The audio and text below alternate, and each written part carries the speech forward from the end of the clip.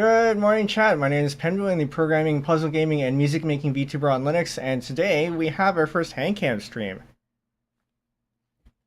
Although, as pointed out on Friday, depending on how you consider the automaton streams, this may or may not be the first one.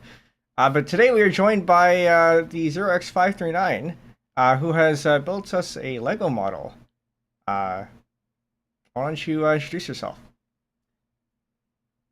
Hello, I am not very good with introductions for starters, but you may know me as, I guess, as a Lego designer, as just someone in this community, as a fan subber perhaps, as a programmer, I don't know.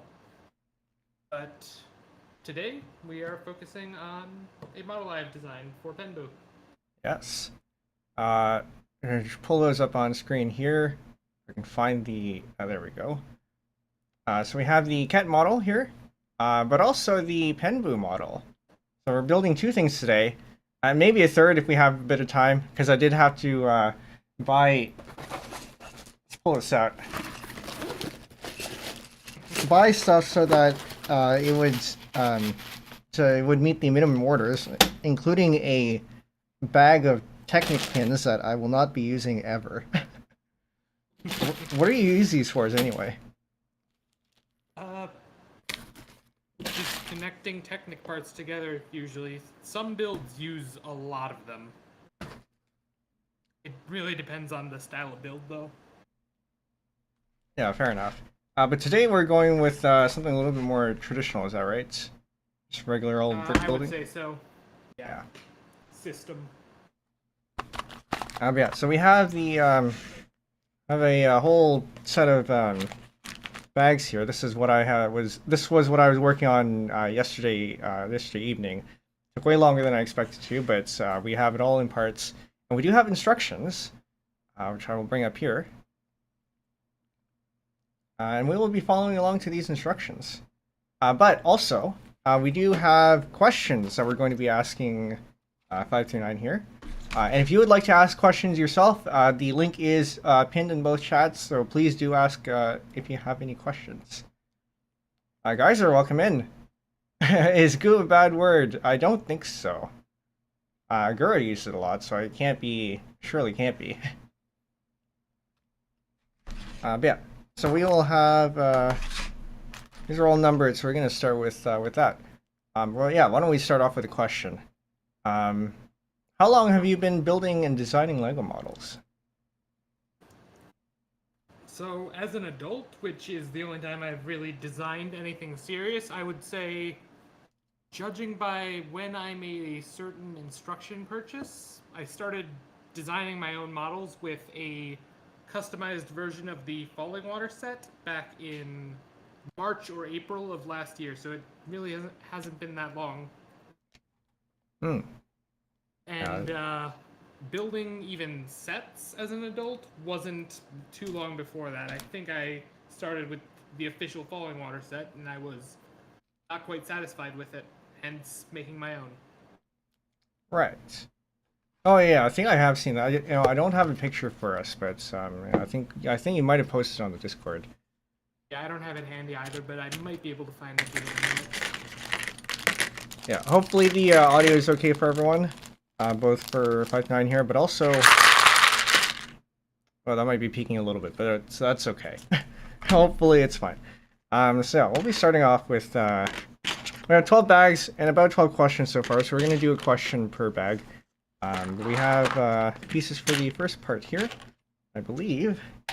I can bring up these instructions so that they're easy for me to see. We have a pretty repetitive build here, so we have this brick. I need to figure out how to. Do you see this? Okay, you see this over here. The trouble with having a lot of stuff on screen is that you can't really fit everything. But we have here this, and then we have, I think, these pieces go underneath. So we'll have this, and then we'll have the other side. Notice that there are two this way. Yeah. There are two versions. There's one is this, and the other one is this, where it's inverted. Streamer brain is kicking in. Inverted is the term that's used in the part name for what it's worth, so you got it right. I like to call them upward and downward brackets, but anything that gets the point across. Yeah, I actually, well, I didn't know that to begin with, so it's good to know. But I did learn a lot of terms while going through this, because ordering, you have to know what the parts are. And so I learned that these are these bricks, and then we don't have any. And then we also have tiles, and you have plates, and all that, and then you have variations of those. I think I need to move in a little bit closer so you can better see. I didn't do any test builds or anything, so I don't actually. But then the tracking goes. Okay, it's fine. So that's how it goes with tech. Okay. And then we just do this a bunch of times, right? We have this, and then we have that again. We want to have 1, 2, and then one of those, and then one of these. And do that again. And we'll have this. This. So for me, I think it's been several years, probably over a decade, since I've last built a Lego model. I recall maybe having a Star Wars set of some sort, but I actually don't remember too well. This interval is known as the Dark Ages.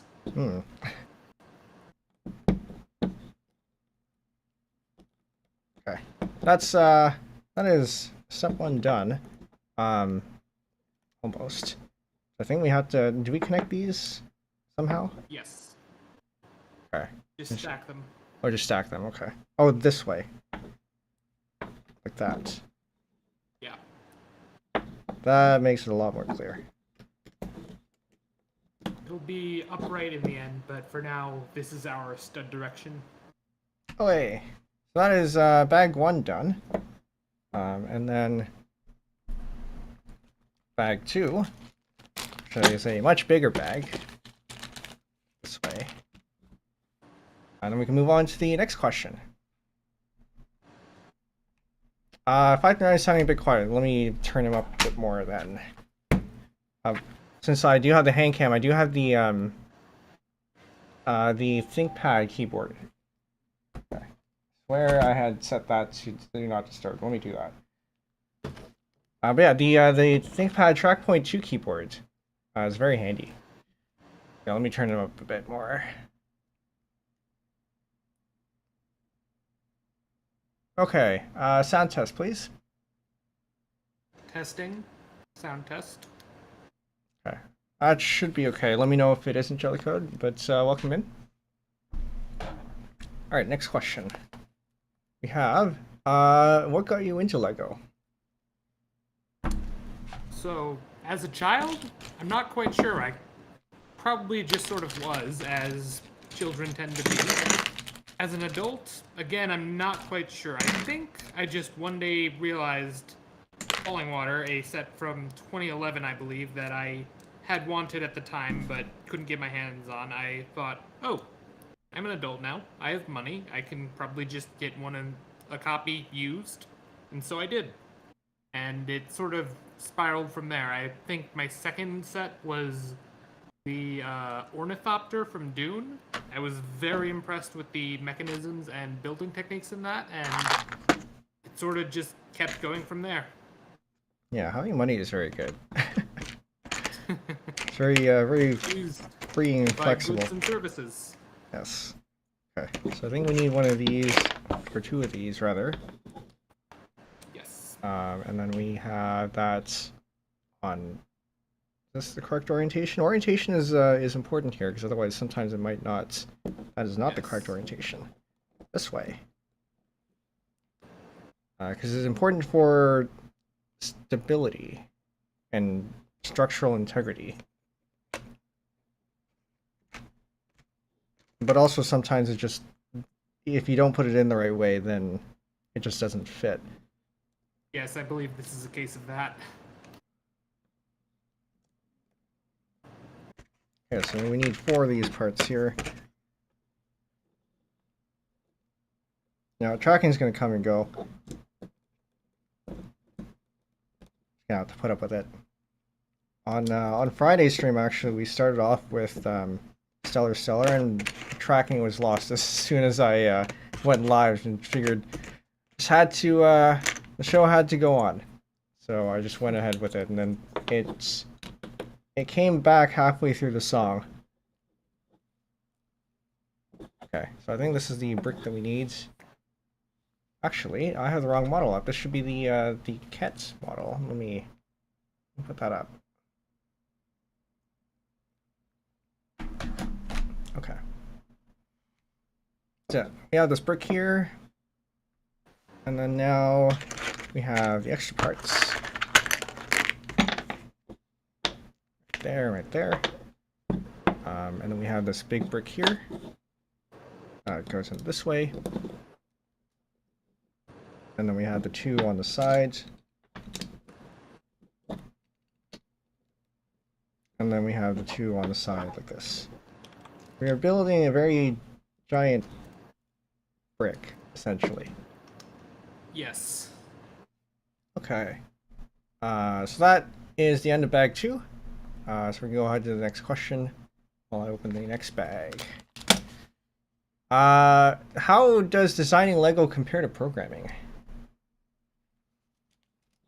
So, this one's tougher. I think the main thing they have in common is that you're working under constraints, like especially compared to other artistic media, like illustration, you can sort of put anything on the canvas.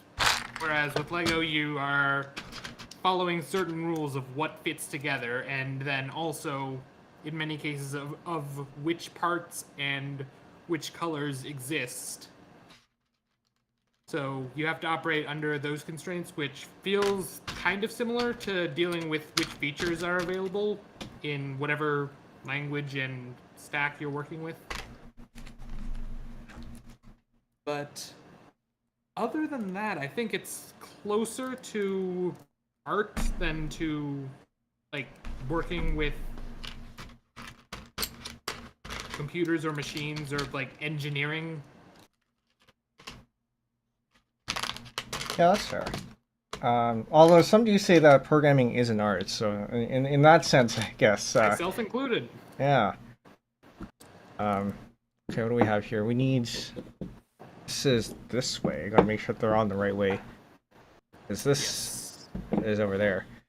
But yeah, programming is an art, so in that sense, then yes, because you do have to build. You do have certain constraints and certain things that are available to you, and certain ways that you have to build things. But also in the same way, you have freedom to build things in many different ways. And some languages are freer than others, for better or for worse. Yes. I personally operate best under a certain level of constraint, like any more or any less, and I am less able to do what I do best. And I find Lego, at least for me right now, seems to hit that balance pretty well. I see. And I think one way I would look at it is Lego is a bit of a language too. Would you agree? Yeah, sure. I can see it. Yeah. You have the different pieces, which are kind of like the words, and then the way they fit together, and the way they... Because obviously programming has languages too. Yeah. But yeah, you can only put things in certain ways, and there are certain patterns that you will generally follow, I assume, for designing Lego. Is that it? Yes. So that's it. And then we There are have... also, like, various idioms in each, like, things that you pick up as you go that aren't really built into the rules but emerge from them. Mm-hmm.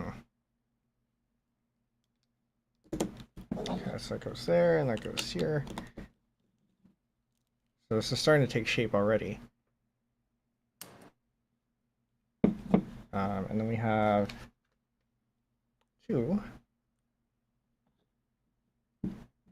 And we also have the plates.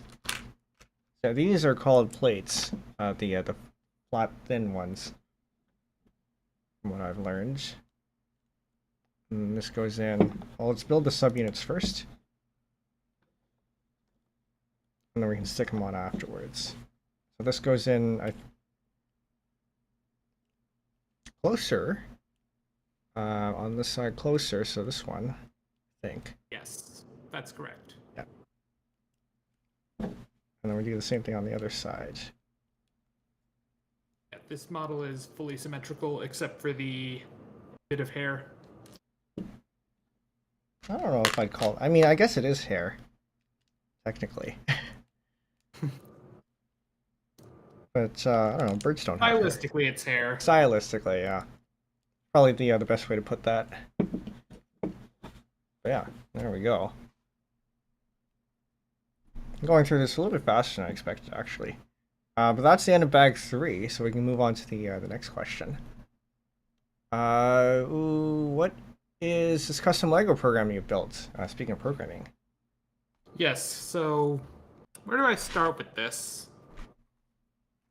So I have been making instructions for a while now, as you can see. I try to take a lot of pride in how they're set up, like both the design of the page and, the design of the page, like both practically and aesthetically, but it's gotten to a point where I've run into the limitations of available software for it, so I've decided to try and take things into my own hands a bit. And that has started with making a program that's fully under my control that can render models. And as of the past couple weeks, I've started extending that so it can interface with the format used for instructions or just the instruction structure of the format I'm using so that you can navigate through the steps of a model. And a couple days ago, I did use that to build my design of an L:Q model, another streamer I watch, and that went quite well. Eventually, I'll have the program able to generate PDFs similar to the one we're looking at right now, but for now it is mostly interactive. I give a shout out to Conk there, fellow programmer. Does way more programming than I do. Yes. But yeah. Lego model, if you haven't seen it, 539 here has been posting things in the Discord. And if you are not, I'm going to send that link over in YouTube chat as well. If you're not in the Discord, you can go ahead and join there if you'd like. I think you also sent something earlier. I didn't see what it was, but... Yes, that was my falling water. Ah, yes. And then we have the hair. Speaking of doing things yourself, it's not your first time doing that. You mentioned fan subbing earlier. You've made yourself your own templater. This is true. I had once again, or I guess this was the first time, I had run into the limitations of the tooling I was working with. I decided to make my own tooling. Yeah. And it's sort of now close to hobby standard. I haven't really looked at the code, but having used it, people are really liking it, and it makes things a whole time cleaner.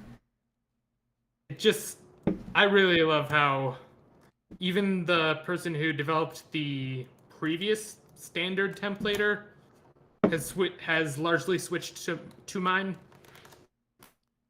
Yeah, that's when you know you got it right. There's something poetic about that. Templater, by the way, for those who don't know, is we're talking about karaoke templates. So these are the fancy effects that you'll see in a lot of fan subs. We will be doing that for our fan sub of what is it called? Not Blue Archive, Station Archive. Um, but we're a little whiles until we're there. Isabel, welcome in. We have just finished the model for the build for Ketch here. You can see it looks very much like the thing over in the corner. Yeah, very good. Gonna move this over in the corner there. Might not keep that in for the whole thing, but that is another bag done. So we move on to the next question. How do you find parts to put into a model? So I mostly just buy whatever I need before I build it. It through a combination of Bricklink, the community marketplace, and Lego's official Pick a Brick service. These days I just mix them up based on whatever's cheaper, but at first I would get everything from Bricklink because the auto buy algorithm makes things a bit simpler, at least usually. Penbu, having done this recently for the first time, can probably attest to that. Yeah, it's being able to buy your wish list is takes a lot off your mind, I guess. Yeah. There's some things that can be improved, but can't complain. Yeah. Pick a Brick is probably more streamlined, but not all the parts are available because it's only stuff currently in production, and some stuff, at least in North America for the time being, is on like a 20 to 25 business day shipping time situation, which is not helpful when we are this close to the world's largest Lego convention in mid-June.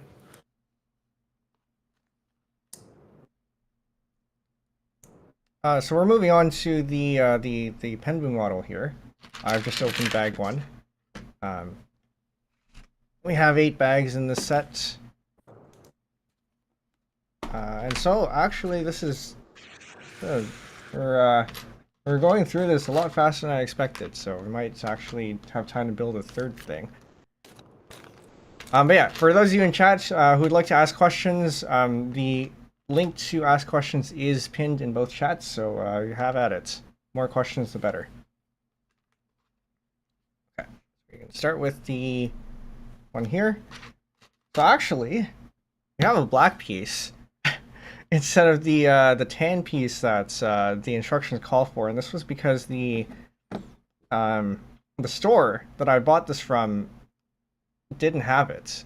So I selected it from their inventory, and then they shipped it out, or rather they sent me a refund saying that they didn't have it. And just before they shipped it out, the 539 here suggested that I replace it with the black piece instead.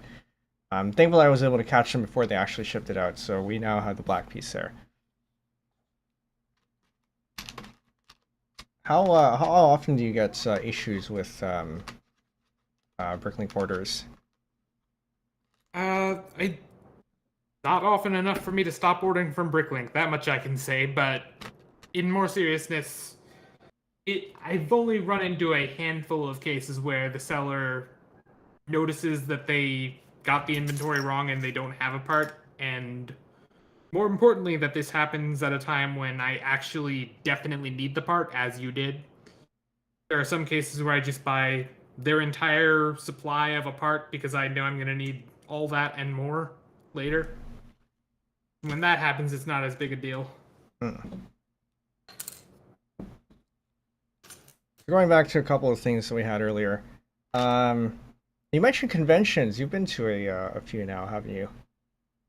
A couple, yeah. I've only displayed at one, and it wasn't even a Lego convention, but I've visited a few. And then you also featured the Penbu and soy milk models at something, right? Yes, that was C2E2, the Chicago Entertainment, or what's it stand for again?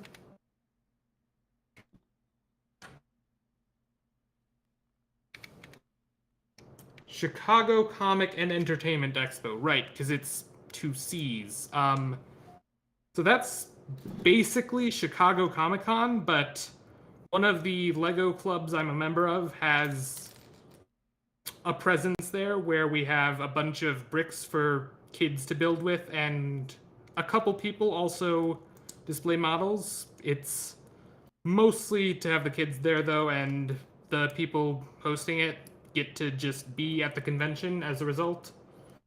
So it's not quite like any other Lego show that people display at, but it was my first time properly displaying, so that was nice.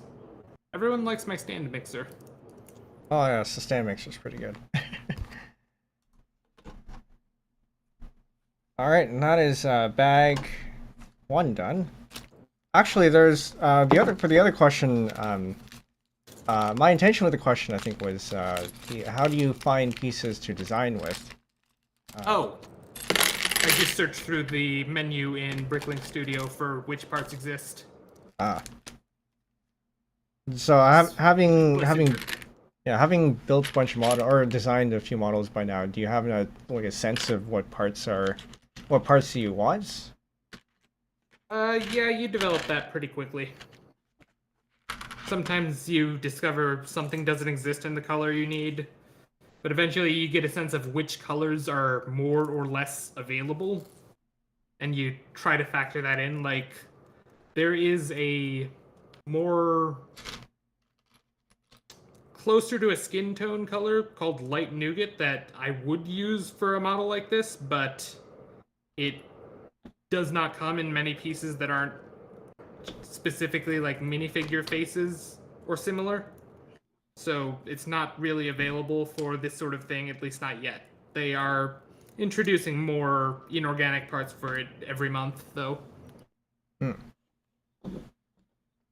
Yeah, that goes back to what we said about Lego being a bit of a language. Sometimes you just don't have the words for it, or in this case, the pieces for it. Yes. But moving on to the next question then. What got you to start streaming Lego building? You actually do stream now. Yeah, every now and then. I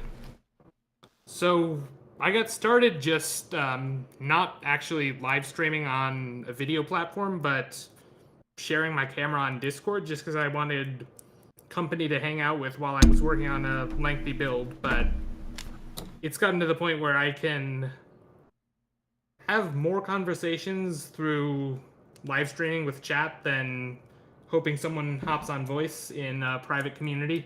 So that's what I do now. I also, at some point, realized I probably want to record and document the process of some of my builds, especially stuff that I make. And live streaming helps with that. Yeah, as long as you remember to download the VOD before it goes away.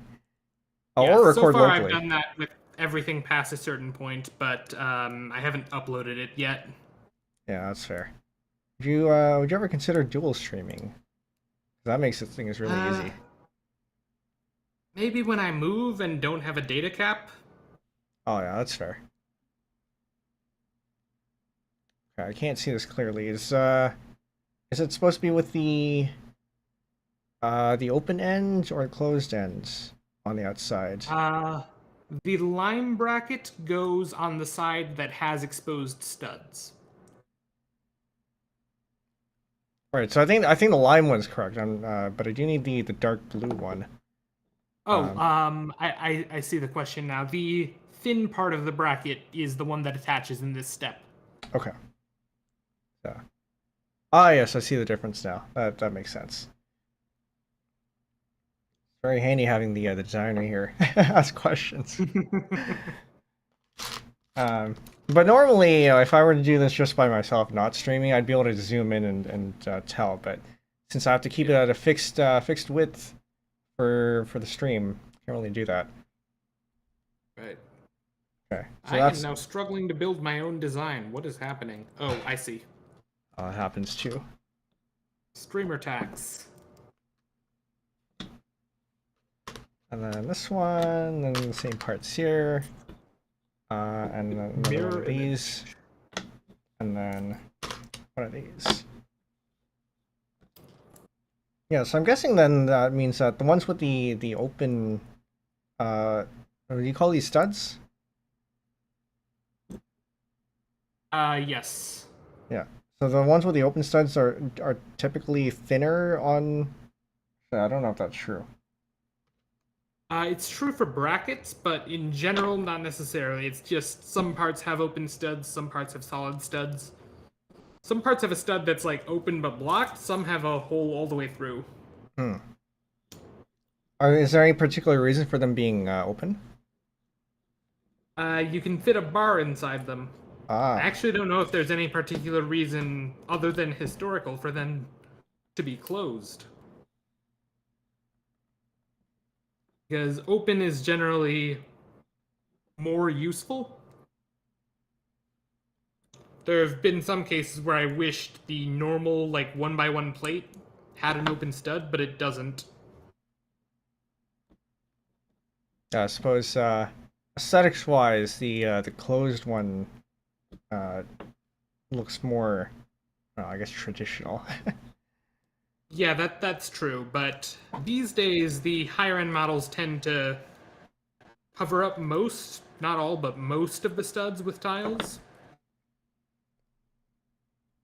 Yeah, in that case, it doesn't really matter which one they go with. Yeah. Then we have the plates, ones that don't have any studs on them. Tiles. Tiles. Yeah, that's right. Tiles. I said plates for the other one. Yes, tiles do not have studs on them, which I'm not particularly familiar with, actually. But it makes sense to use them.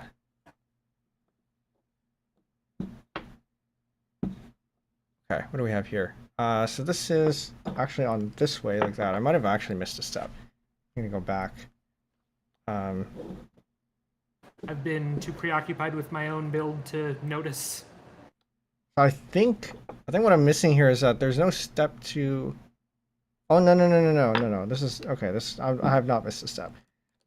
So what this is telling me is wait. to You connect missed the these part two. where they go onto the core.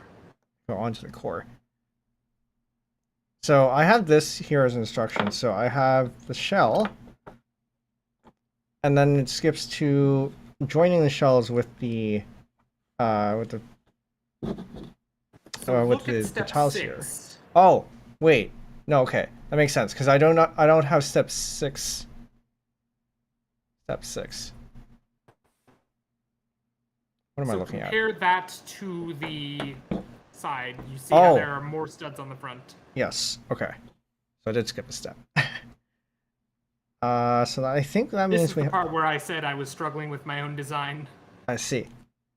So I think this goes in here then in that case. And Yes, that looked right to me. Yeah, and then we have this Yes, here. that's it. So how often do you have to backtrack like this when building your own stuff? Probably about once a session. Sometimes more, sometimes less. Haven't really thought about that. But it definitely happens. Not gonna deny that. It definitely doesn't help that I'm also worrying about presenting. Yeah, maybe it's because I'm interviewing and that that adds more load. But 100%. yeah, streamer brain is absolutely real. Not to mention my tracking also have to keep in check here. So yeah, we have this here, and then we have the final pieces right there. So this antenna thing, we have this going on top of the. Make make sure that's on screen. So the green plates, and then we have the gray plate there, and then we have the two like so.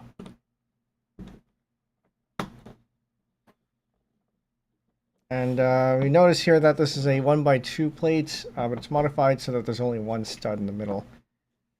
Yes. And then this goes in. Sorry, go ahead. What's funny is some naming systems try to refer to it as a plate with fewer studs. Some call it a tile with a stud added. And you never know, like I at least personally never know which category to look for it in. But I think colloquially everyone refers to that group of parts because there are a couple others that are similar, one of which is soon to be seen in this model called jumpers. Yeah, there we go. That's a 2x2 jumper. Actually, I have no idea which one it is, but so we'll get there. But yeah, we have bag 2 done, so we're now in bag 3, which means we can move on to the next question. How do you count and organize your bricks after receiving them? So for context here, when you order stuff from, at least from Bricklink, the seller will just give it to you in a bag of parts. Sometimes they'll be nice and give you bags like these. So this bag here and all the other ones were from the single seller. But some of them will also just give them to you all in a giant bag, and you have to count them to make sure that your order is properly filled.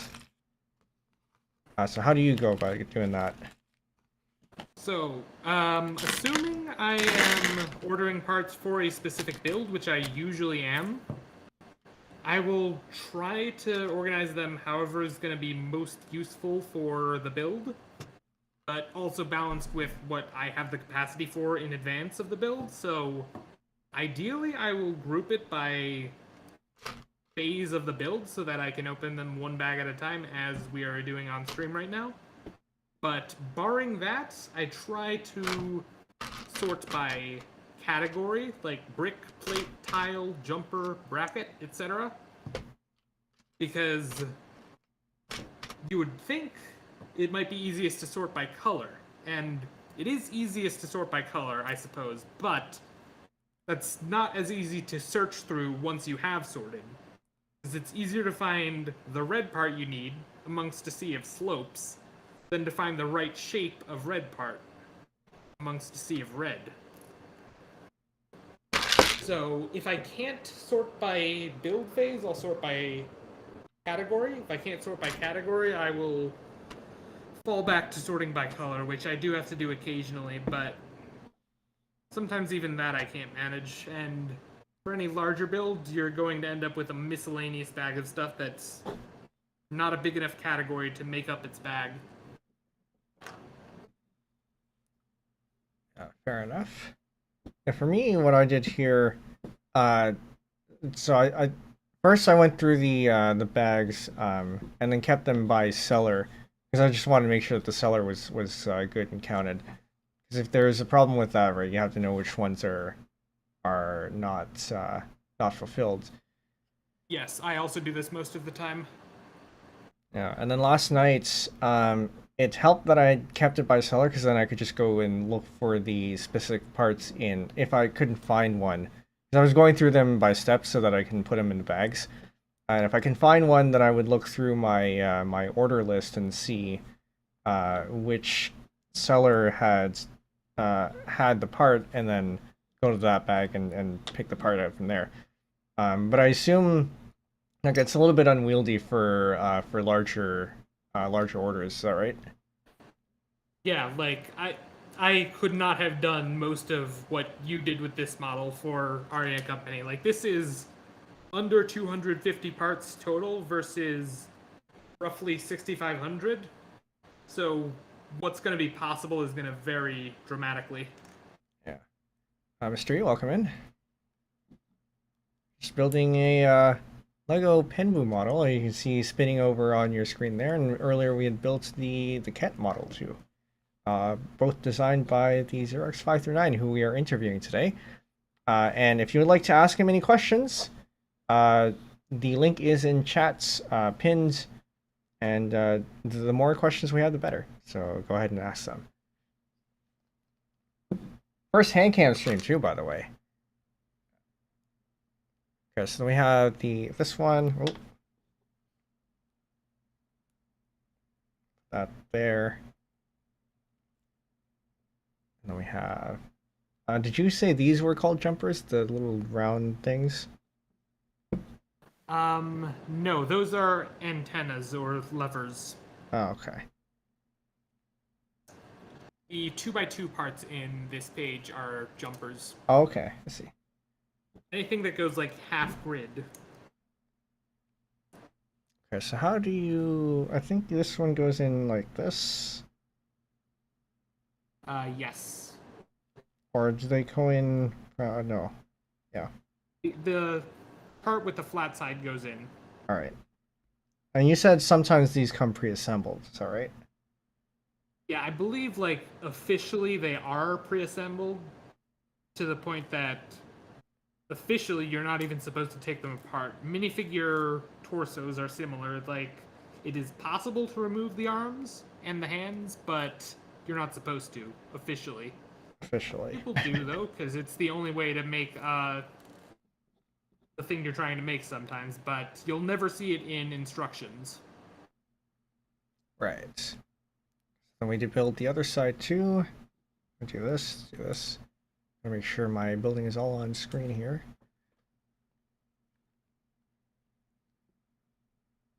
And then we have I'll make sure you have the other one too. These thin parts on this. Like so. And then the antenna, as we did earlier. Put that in. And then attach to here.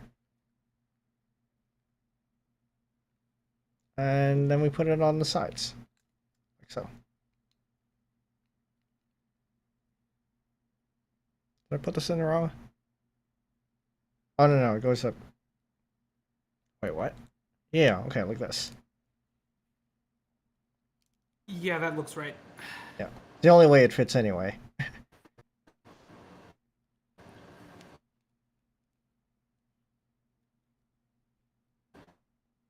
Oh, we put this in wrong. Okay.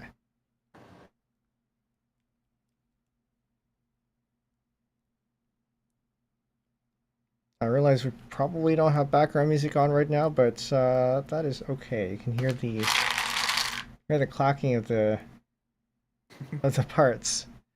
All right. Yeah, I figured that was intentional. No, it's entirely by accident, but it works out. Yeah. Okay. So now we have the body.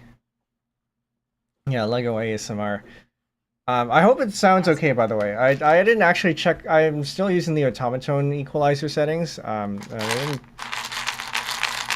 didn't check if this was okay, but we'll find out in the VOD. You sound fine over Discord, and I don't really hear the parts. Yeah, because I have on Discord I have the noise cancellation on. Right. But okay, so that is right. So if the audience can hear them, I can't. Yeah, I can turn it off, but I haven't had good experience with even Discord turning off, like fully turning off noise suppression. Right. I mean, even then, I still wouldn't be hearing your OBS equalizer. Yeah, there's that too. But yeah, so now we're in bag 4. Oh, don't want to do that. So which means we can move on to the next question.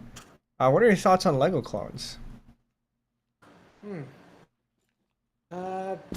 Complex.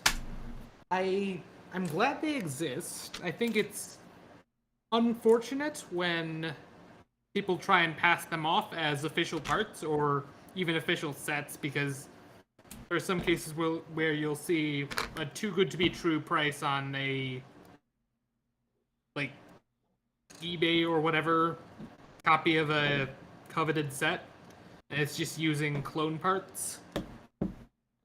I think it's even more of a shame when the brands that make clone parts or resell them decide to package up designs that they stole from community designers. A couple people I've talked to have had that happen to them, and it's really unfortunate. Sometimes they'll even just take the instructions wholesale. But as far as individual parts, which you can also buy, similar to Pick-a-Brick, I'm glad they're there. They are very handy for parts that... recolors that don't exist, for one. Recolors that are prohibitively rare, for two. And there are occasionally some original molds that are useful that don't exist in official capacity, but are made by clone brands. I don't think I've used any of them in a build yet, but it's handy for them to exist. Some people do, and they certainly enable new techniques.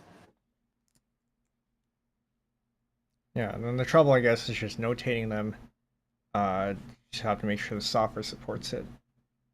Right, because you can get them into the...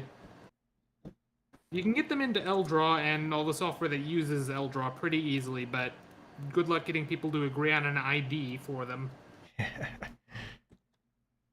The two hardest things of computer science, one of which is naming things. Well, I guess it's not strictly computer science there. Cache invalidation, naming, and off by one errors. Indeed. Also, I realized that we didn't actually finish the bag earlier, so I'm just speaking through that right now. This one goes here, like so. And we have that, and then we have... So when I was sorting through these parts earlier, this reminded me of armor. Or shield or something. The ornate part here? Yeah. Well, I mean, just this whole construction here. Oh. Yeah, I can see it.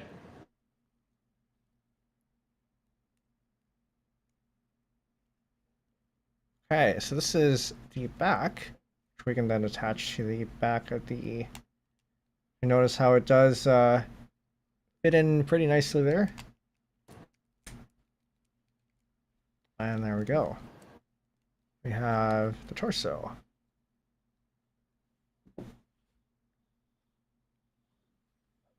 Alright, now we can go to the next bag. We will not be pulling out another question, unless, Chad, if you have more questions, you can ask them in the link that is pinned.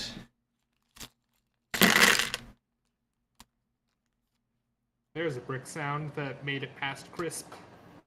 I did turn off the noise cancellation. Maybe not fully, because I think you have. I think Discord has two layers. One is crisp, and then they have the normal sound suppression too, or noise suppression too. And yeah, I think you have to go into the settings and disable that. But even then, oh, they call it echo cancellation. I see. Well, there's that too. But there's one. So I think they have 3 levels of noise suppression or something. But yeah. But even with everything fully off, I still can't get the automaton to sound properly through it, so I don't know. That's annoying. Okay. So then we have this, 2 of these parts. And then we have 2 tiles. And then 4 of these round corner ones. Or what do you tend to call these ones? Half circle round tiles. 1 by 1. As opposed to 2 by 2 for cat's stomach. Say cat's stomach.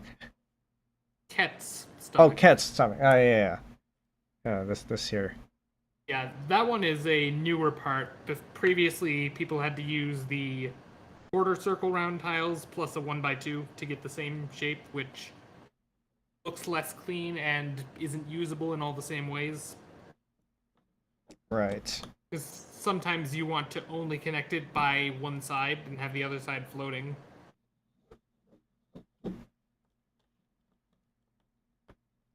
All right, so now we have, oh, gotta actually put that in. So now we have the two arms, and then we have to attach the arms here. Like so, and then on the other side. Since they're symmetric, it doesn't really matter which end we put them in. There we go. You have one higher than the other. Oh, do I? Yes. And the correct position is the lowermost position. Yes.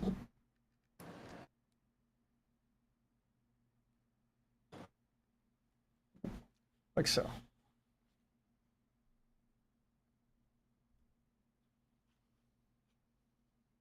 Okay, so now we have the rest of the parts, I believe. So now we're building out the legs.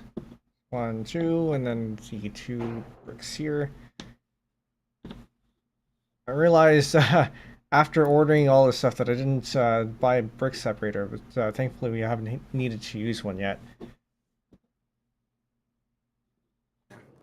And when Penbu told me this, I, just to prove a point, decided to dismantle all of my models that we're building today with my bare hands.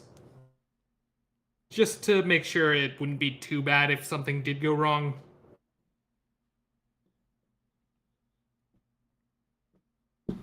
Yeah, and it seems like it is, for the most part, okay. So I think we'll be fine for tonight. Yes. Okay. So 1, 2, and then we have one of these spanning across these two. This builds out the shoe, and then the sock, and then the pant leg at an angle. Yes. It gives a nice texture to it. Yes. But then also the tile here is to round off the appearance, like so, and then we build out the other one.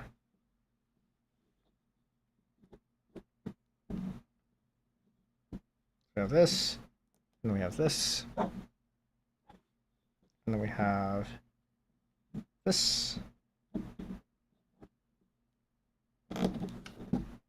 Not particularly important what order you put these in, as long as, well, I mean, for this case anyway.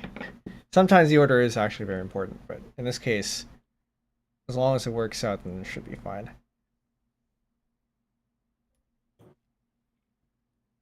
Wait, did I skip a step? Yes, these are supposed to attach to the bottom. Now we build a leg here. That. And then we build it out. I'm gonna make sure that this is aligned properly. Put that in here, like so. And can't stand just yet. Or is it supposed to be able to stand at this point? Okay. Just gotta make sure the oh yeah, there we go.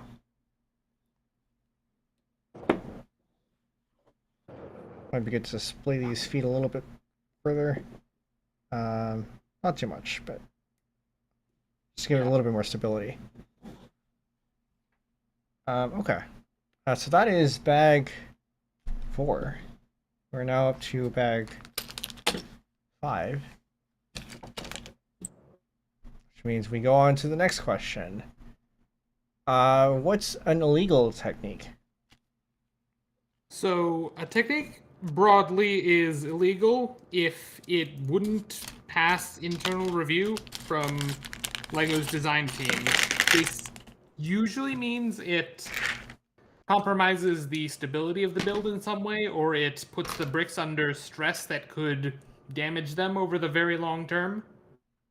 but it can also just mean other arbitrary criteria. For instance, parts made of certain plastics can have a lot of friction when slid together.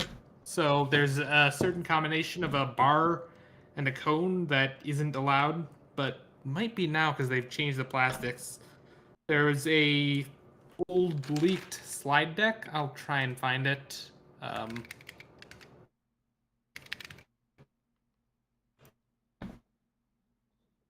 Oh, while you're finding that, Xenotime, welcome in. Glad you could make it. We're currently in the middle of building the Penbu model that the Xerox529 here has designed. I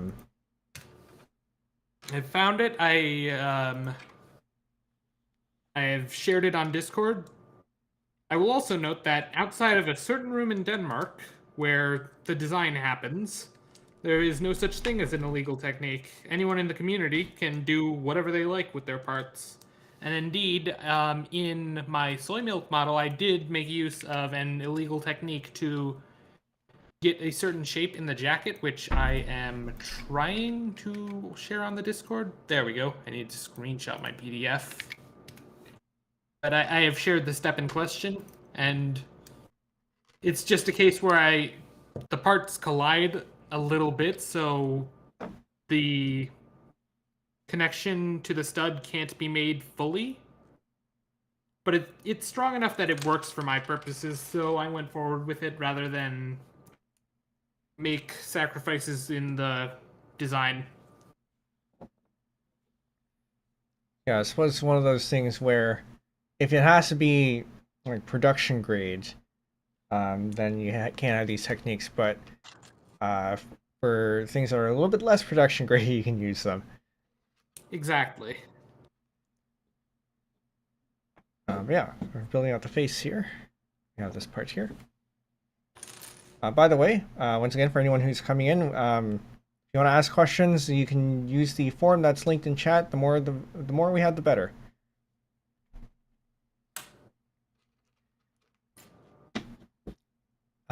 This part. Actually, I have a ton of those. If I can find where I put the spares. Actually, I don't know where I put the spares. That's not good. That's okay. But yeah, my order actually came with a ton of those these parts here. Probably to fill some sort of minimum order for the store. Yeah. Sometimes they do that. I don't know where my spare parts are, but it's fine because we won't be using any of them. Okay, so we have this one that goes in over here, like so. And then we have 19 taking the white tile, covering this up.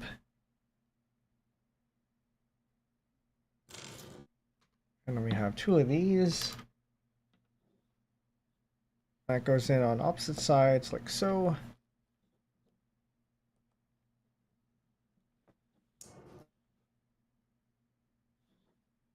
And then we have the 2 transparent tiles. Sorry, not tiles, these are plates. And then it goes here and here. And we'll see later that these build out the eyes.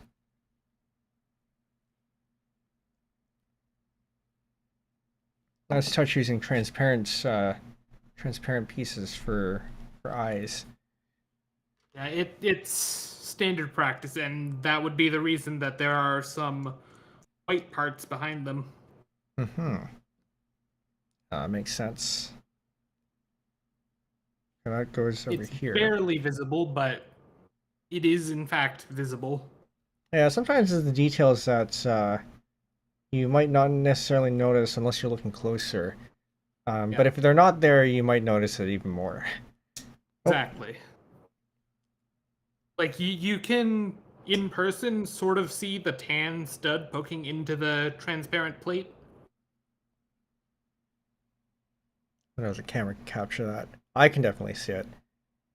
Yeah, it does show up on camera. Yeah, there we go. Maybe not. I thought it did when it was unfocused. But I can kind of make it out. Yeah. A little bit. It would help if I didn't have the if I didn't have it partially transparent, but I'm not about to change that now. Yeah.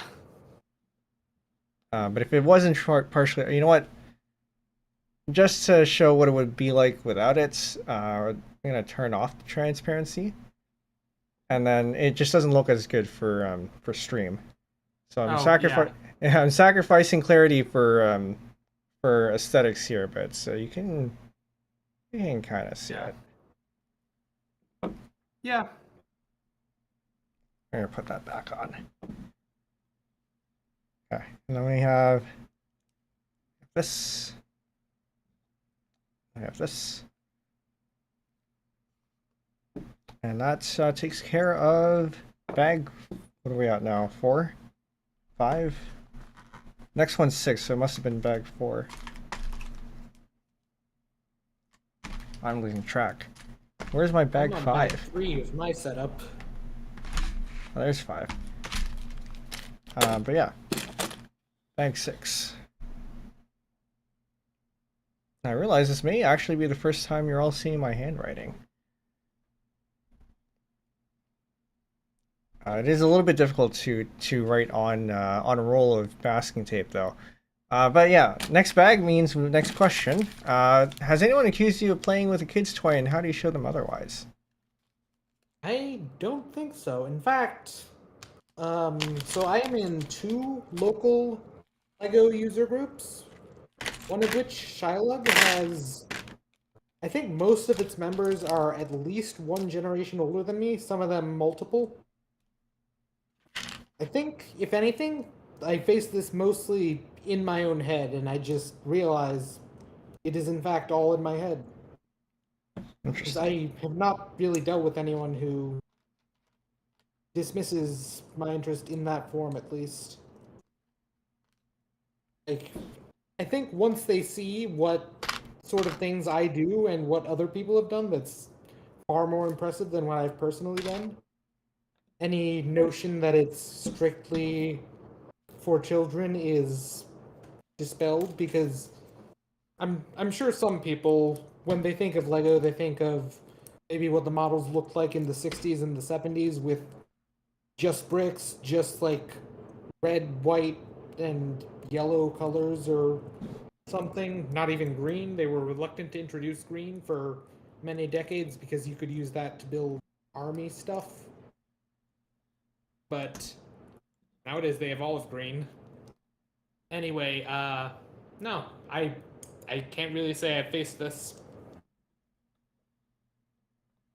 Oh, it's good. 'Cause I know for me, I still have a little bit of a predisposition to think of these as something more for kids, despite knowing what all the stuff that people do. You Do think with of it. the bricks. Yeah.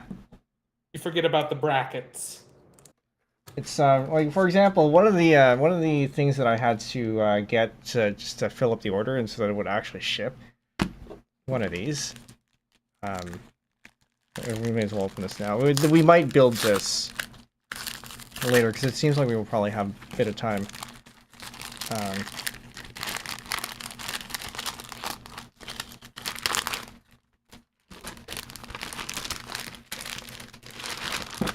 one of these.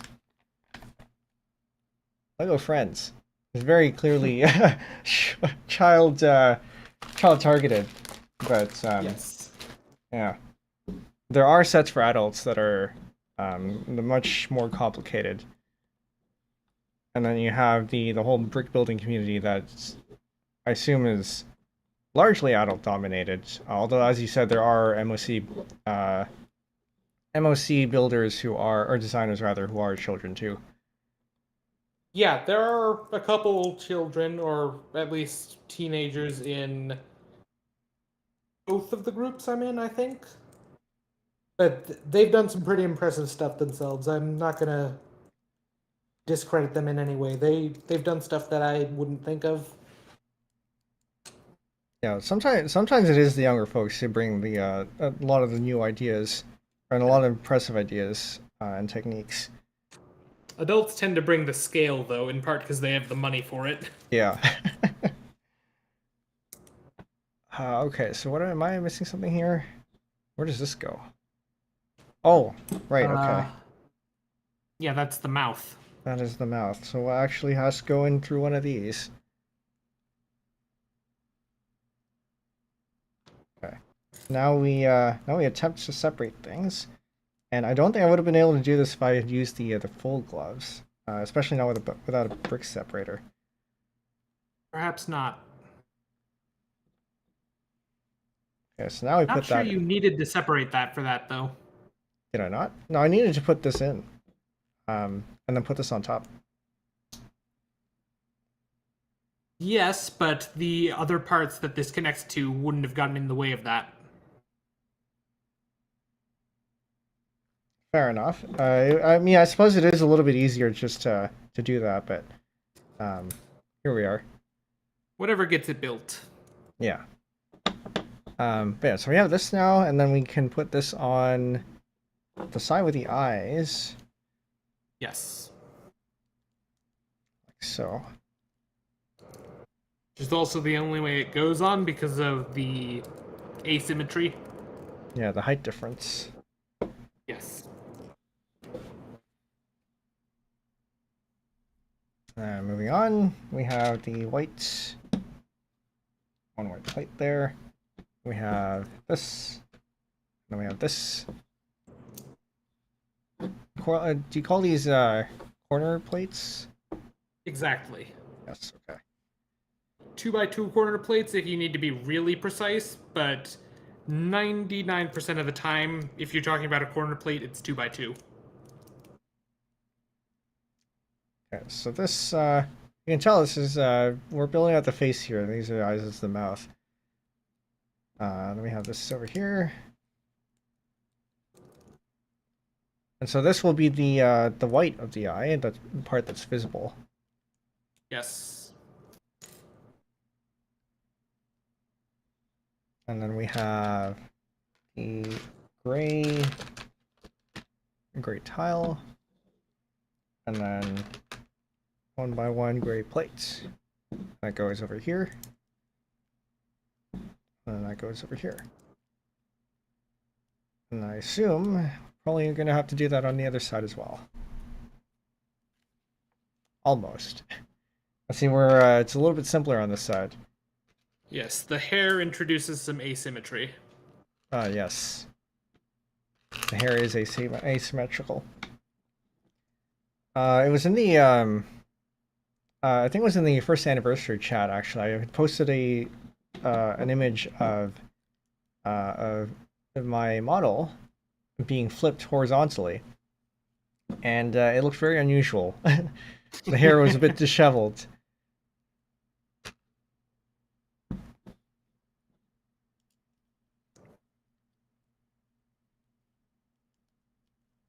And the reason I discovered that was because one of my collab partners was going to use that, and then I said, "No, I can just give you one."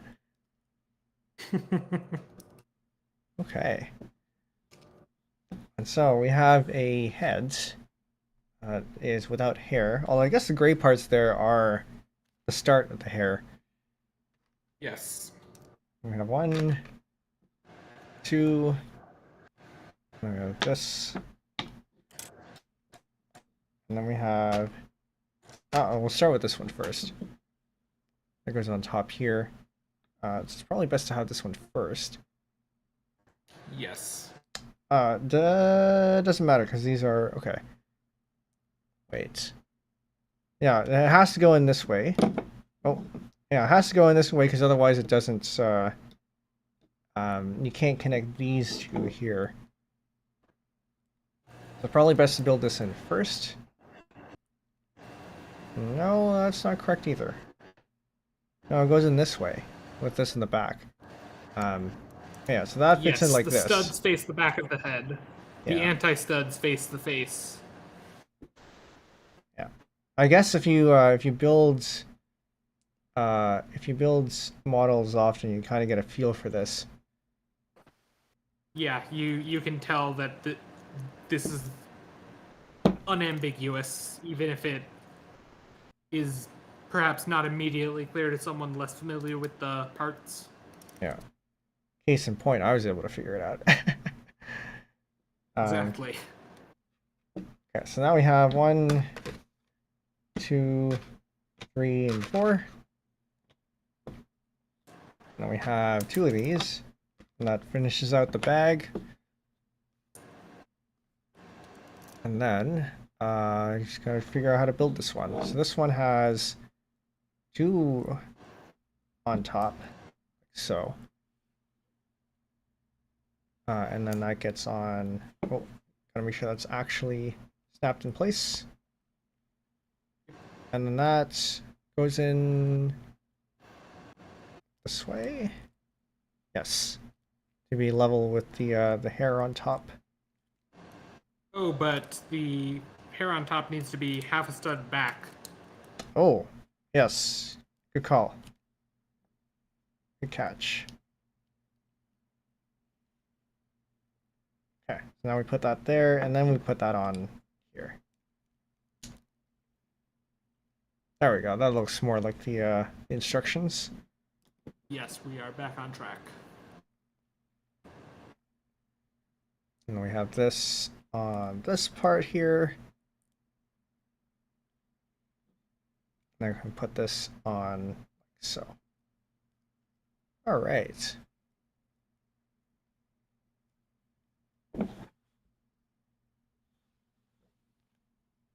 And that finishes out the bag, so we can move on to the next question.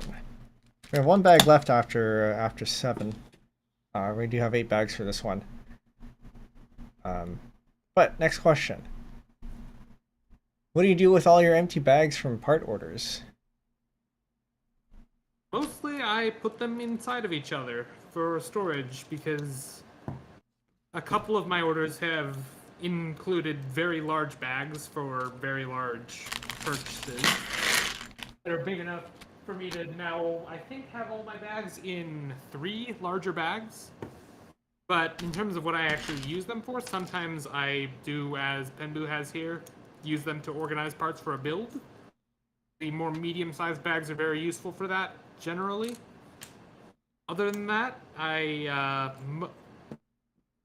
on the couple occasions I have just brought a bunch of them to a lug meeting because the president of one of the LEGO user groups I'm in also runs a bricklink store, so he can make use of them once again, thus forming the circle of bag. Recycling is always good. Or I guess reusing them in this case. Yes. Though sometimes they've already been reused to the point that they are on their last legs, and it is my job to dispose of them. Yeah, in which case you probably would recycle them.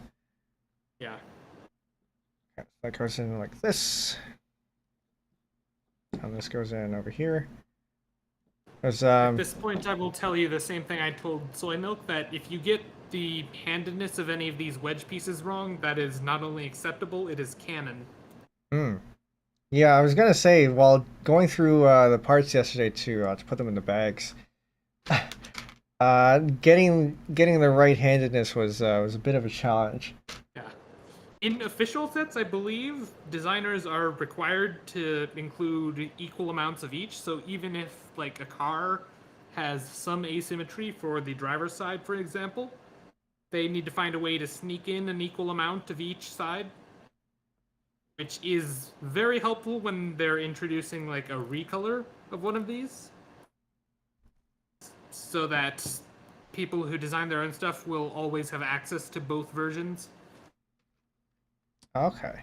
So when they put out sets, do they have like third-party designers in mind?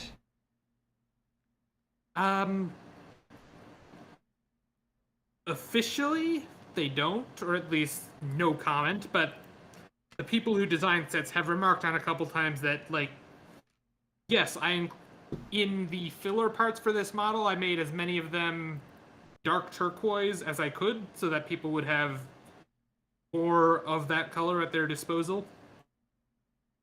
Okay. So stuff like that, where it doesn't affect final design, but it is useful for people who are using it for parts. That's good And to this is have. also just a consideration when designing new molds, like not just how it'll be used in official designs, but how useful it'll be for everyone. Yeah, Oh, that's I am behind in the PDF. There we are. yeah. Because I know you had mentioned in the past that the designers will have a set of parts to work with, or rather to draw from as well. And so I assume if it's useful for third-party designers, it'd also be useful for first-party designers for future Yes, models. this is true. They have an entire department, I think, called Novelty Parts, that's responsible for designing new molds. And they have to think about like how much longevity and versatility is this new design going to have. This comes up with stuff like I believe you can find the new elementary article posted in chat. So this is a part that I think is a good example of that, where they talk about the considerations they went through in what it fits together with. I'm having a bit of trouble locking this in place. Oh, there we go. There we go. Where am I? Did you send something in chat? I sent something in YouTube chat. YouTube chat. YouTube blocks links. Let me make you a mod. Oh. Yeah, sure. Add as mods. Standard one. You should be able to post links now. Great. And for symmetry, I may as well make you one on Twitch too. Except, Yeah, and I will post it there as well.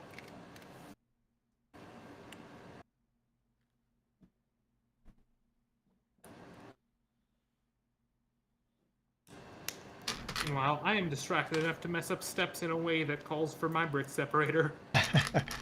I don't think I see your message over in Twitch, so make sure you actually sent that. I haven't sent it yet. Ah, makes sense. There we go. All right. Now we make you mod there too. I can figure out how to do that.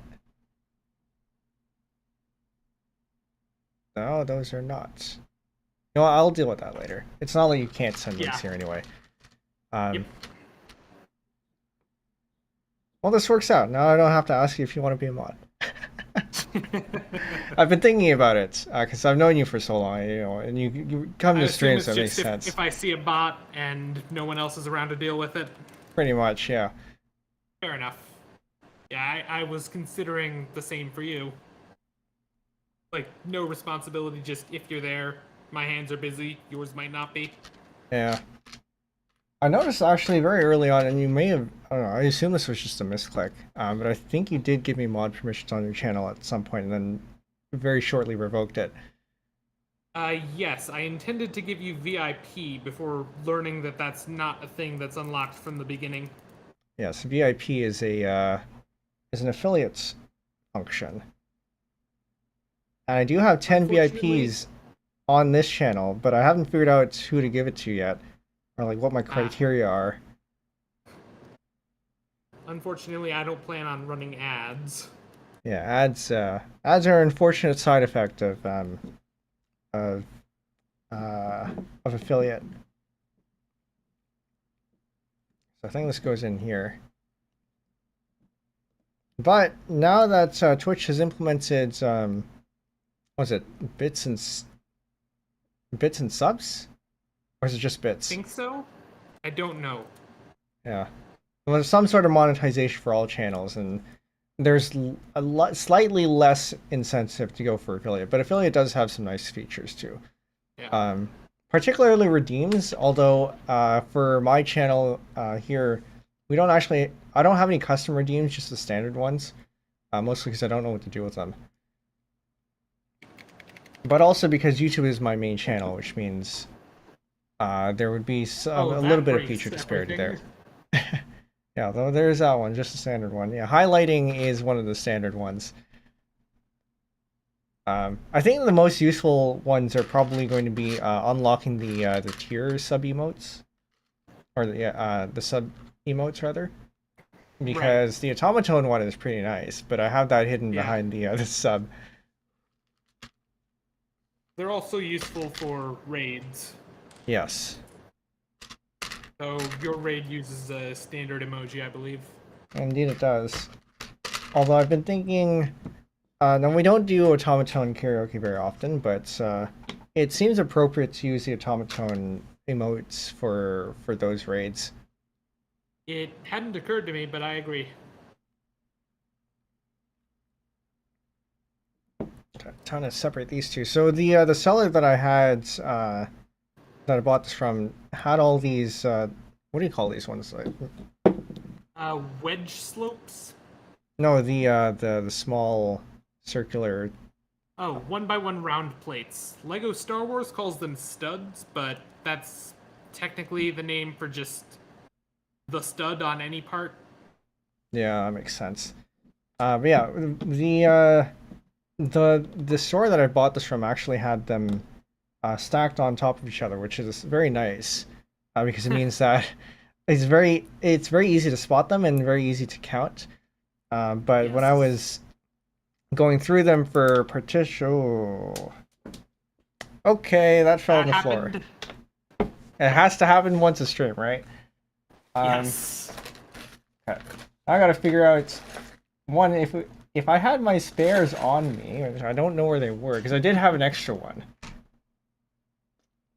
And then the other question is, if I don't have it on me, then I'm gonna have to find where it went.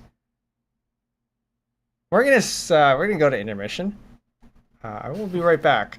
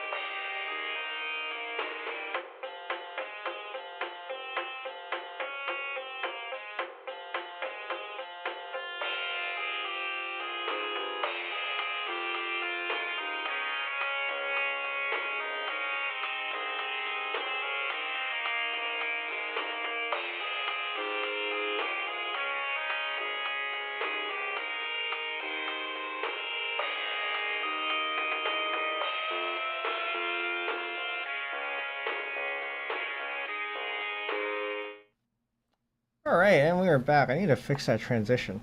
But it turns out I actually did have my spares bag in the box. And one of the spares is thankfully the round plates. If I can find it. There we go. One of these. I got an extra gray one and an extra black one. Hopefully we don't need the black one today.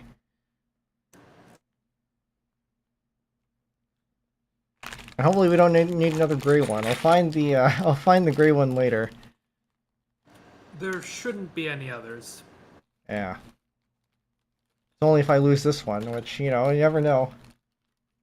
Even if you do, the model can be basically completed without it. So what do we There'll have? just be a gap in the hairline. Yeah. So we have this here.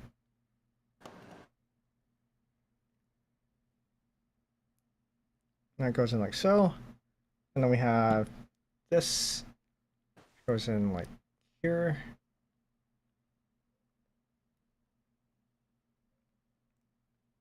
That. And we have this. Goes in over here.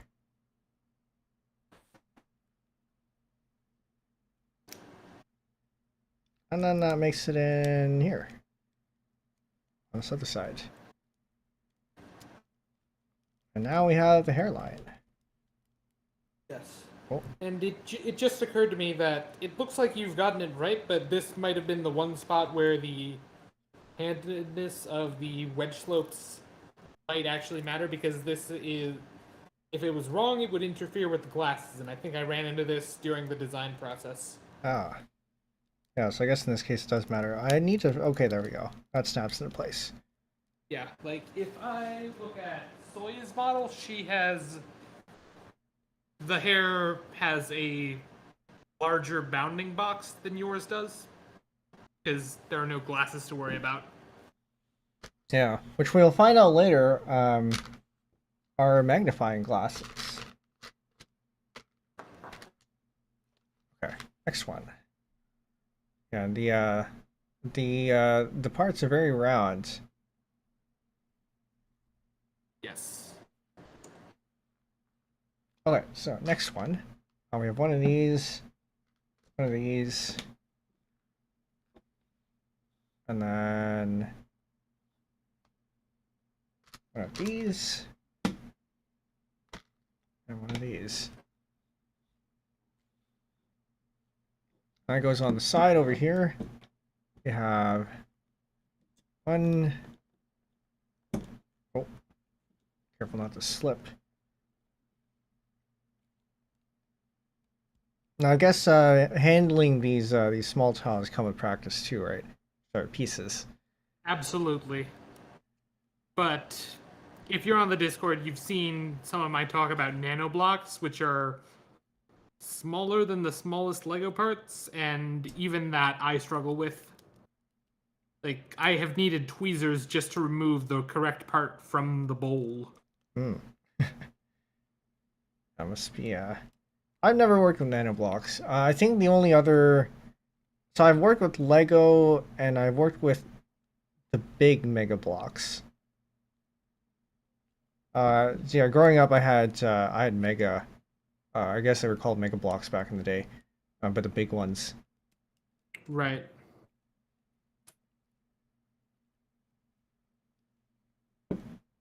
Okay. Well, we're not done with that side yet.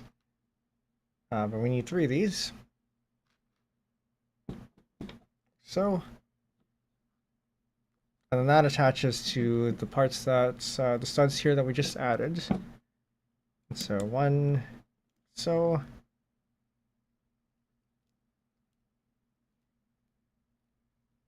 And so I guess that's a question that's not on the sheet here. What do you think about when you're designing in a structurally words? Designing in a way that is structurally sound. That's what I'm looking for.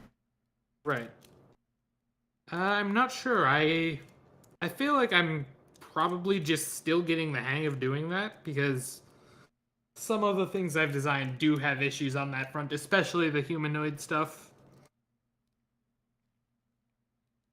So I wish I could say I had advice here, but really I'm still seeking advice. Anyone who was here for my L:/Q build stream may recall when I had trouble getting the actual monitor body to not overcome the friction of the hinge and just fall over. And it took me probably an hour and a half after stream to find something that still worked by relocating the center of gravity relative to the pivot. Yeah, it's building a physics engine into your designer program would help here. Yeah, that's probably very far out of scope though, because Bricklink Studio has a stability simulator that, like, it doesn't do physics, but it checks how strongly connected stuff is versus how much. I guess it sort of does static physics simulation, but not movement. So it checks how much stress connections are under. But even then, it doesn't do a very good job of it. Yeah, I guess oh, don't want to lose that. I guess one thing I suppose you could do is figure out where the center of gravity is, and then just see where that is. Because you don't necessarily need a physics simulator. You just need to know where the center of gravity is, and whether that is over the base or not. Yeah, this is true. Like, center of gravity was my main struggle with Klonk's model, but I think if you have more experience as a designer, you just have a more learned sense of these things, and I'm simply not there yet myself. Yeah, that's true too. A lot of things come with experience.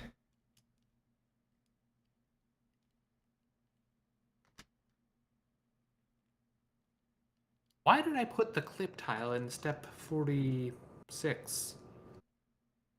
I was in step 44.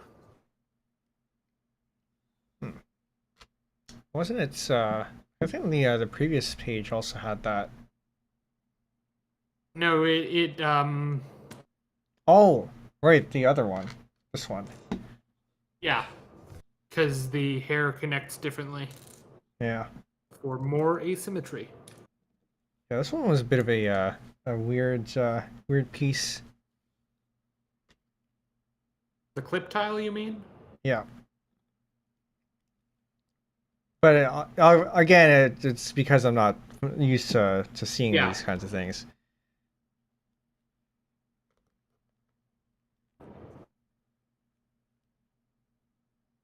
Meanwhile, like, more experienced people will be thrown off by something like the existence of a 1x5 plate. 1x5. 1x5. It's only a couple years old, I believe.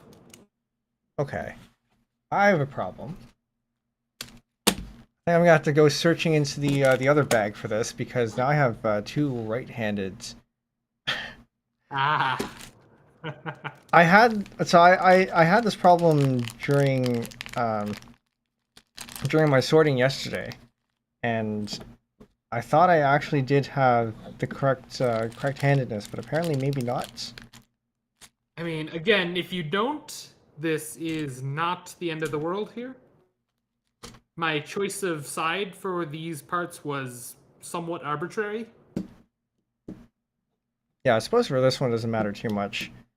But we'll see if it ends up mattering later. Because I know my order was properly complete. So assuming that the order actually went through and got all the pieces that we need, I should have all the pieces. Yeah, and if you can get it right, might as well, right? Yeah. And now we have the heads. Missing the top bit here, but we are making a lot of progress. Now, for iterations on this design, you would actually, for the eyes, we're thinking of a, what is the word, heterochromic design? Yes. Until we landed on blue. Yeah. Just blue is probably better. Yeah, because if you look really closely at the original character design, there is both blue and green in the model. I guess you can see it even on stream now, but it's mostly blue, and that's what I settled on. Easy enough to switch out, though. Yeah. Yeah, the green is mostly just a highlight. Okay. So yeah, that's that opens bag 8, which means we can go on to the next question. Do you play Mahjong? I see you. No. I have not played Mahjong before. I have played Rummikub a long time ago. I used to play it a lot on the Nintendo DSi, I believe. But it's been long enough that I have long forgotten all of the rules. And when I watch, I do watch streamers that I watch for other reasons, play Mahjong occasionally, just to have them on, but I have not paid enough attention to pick up the rules. Fair enough. Yeah, I don't think Mahjong is something where you can just watch and figure out. So there's enough rules in there that you can maybe get a sense of how the turns go, but to really properly play, I think you'd actually have to be taught. Yeah. And I imagine it's substantially different from Rummikub. Like, the similarities are present, but not deep. Yeah, I think it's probably different enough. So I have played Rummikub before, and I think it is different enough that some of the ideas are transferable, but a lot of it I think is superficial. I see. Okay, how does this go? I think this goes in like this, Yes. and then this goes here. Put this on first, I guess, and then we can put that on like this. Is it something that you'd be interested in learning? I think is the follow-up question. I can't rule it out. I'll put it that way. Fair enough. Speaking of Mahjong, we do actually have a Mahjong collab with Bell, Zoe, and Geyser coming up this Saturday at 1 p.m. Eastern.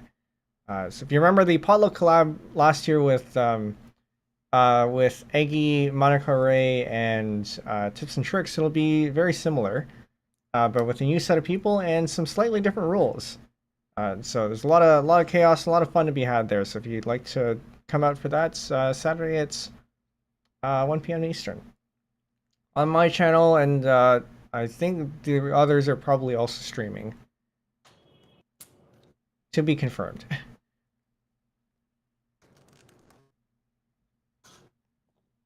I put the graphic up, but I don't think I have it at the ready. Okay, so that is that page. We can move on to the next one.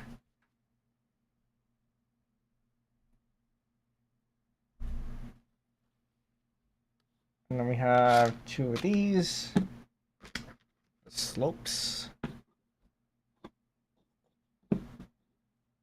On this side.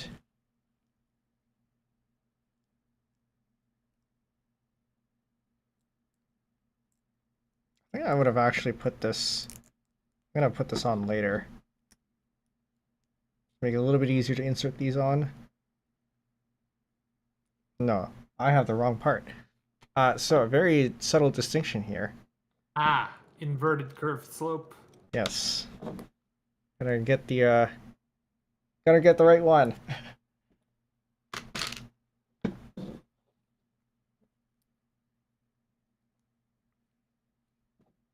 So we have this here and we have this here. And then we can put this back on. I think you had like that. Yeah. Which, Angle is up to you, honestly. yeah. Well, that is the way my hair goes, so makes sense. Actually, I think you might have it backwards in the model. But It certainly looks like it right now. yeah. Doesn't matter, you can always turn it anyway. Yes. What do we have here? And then we have the tile slope. The slope. And then that one. Which means we're gonna put this back, or actually, yeah, we can always just turn that out, turn that later. This one goes like this. And we have Yes. this underneath. Yep. So this represents that one tuft on that side of your head. Yes, okay. And then we can put this on this way.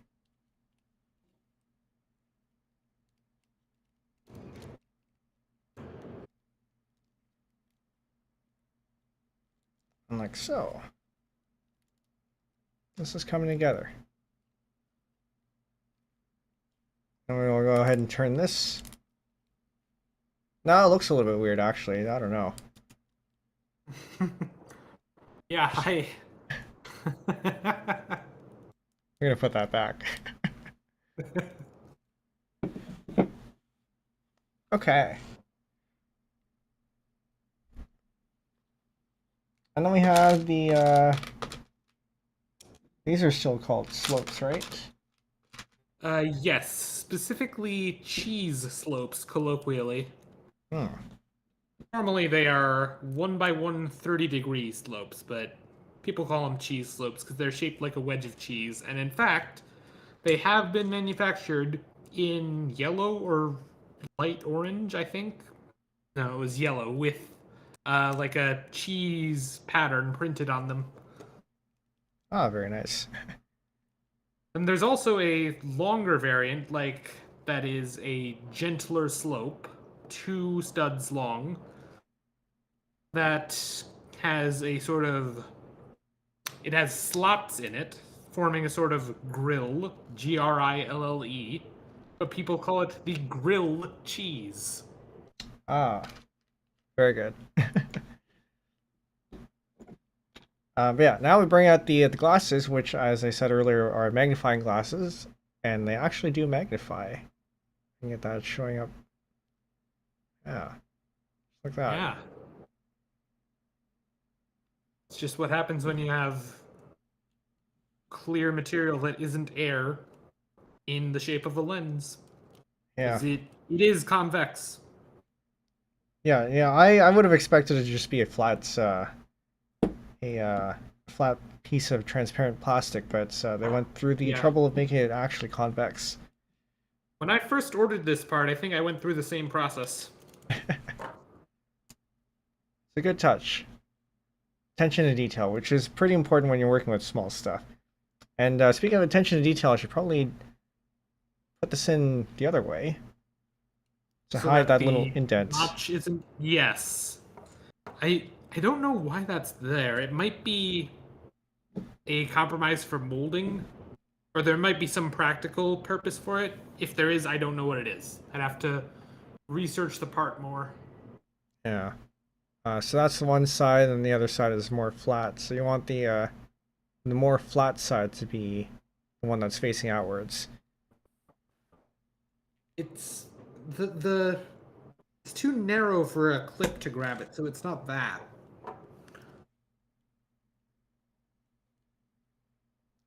Well, now we have the heads with glasses. And now I think what comes after this is to put it... Oh, no, we still have more hair to go. Right, because we still have this, and we have that. With clips. Let's not get ahead of ourselves.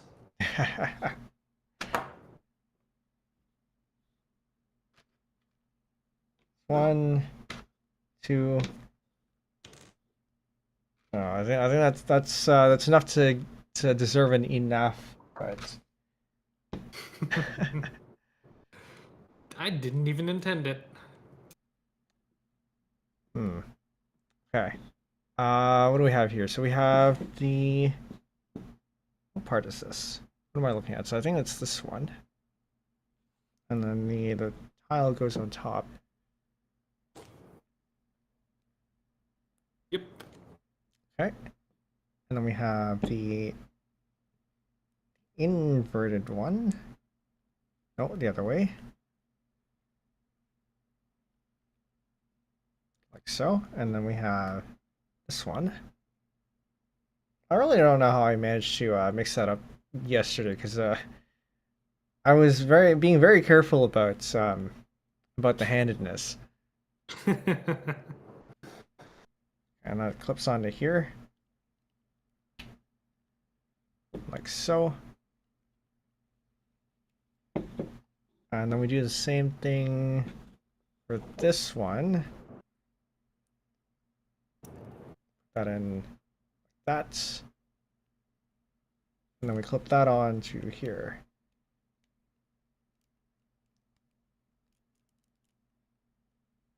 Oh, just like that. We can splay it out a little bit if you want to. I recommend it. Okay.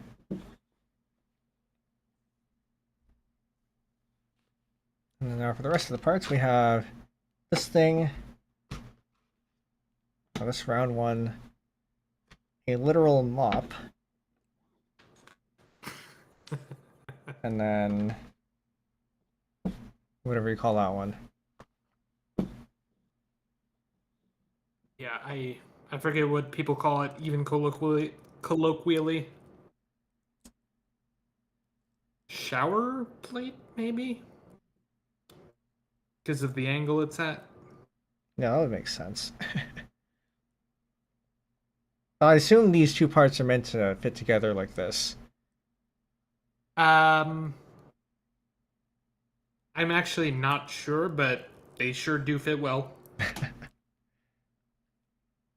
And we have this, and then we have the mop head.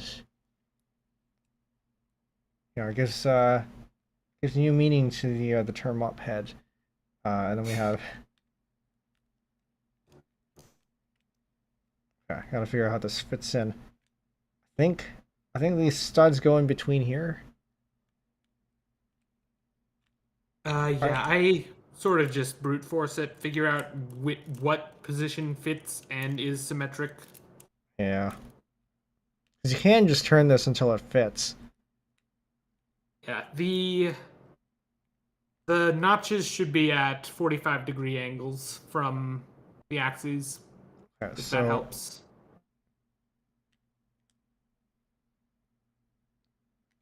did I built this right? I think this is correct, right? That looks right to me. I mean, I haven't looked super closely, but I feel like it would be difficult to get this wrong in a way that would still fit together.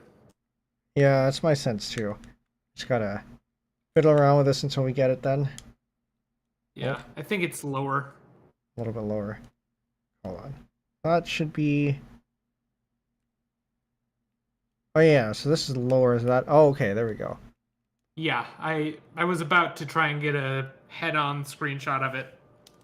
Maybe Yeah. I should, in the next revision of the instructions, if I make one, do that. Just change the camera angle. Yeah, I think the key that I saw here was that I'm trying to place it a little bit too high, and you'll notice that there was a gap here up top. Yeah. You can see the top edge lines up with a certain plate. Yep. Okay. So now we have this, and I think the angle for the mop is correct. Yep.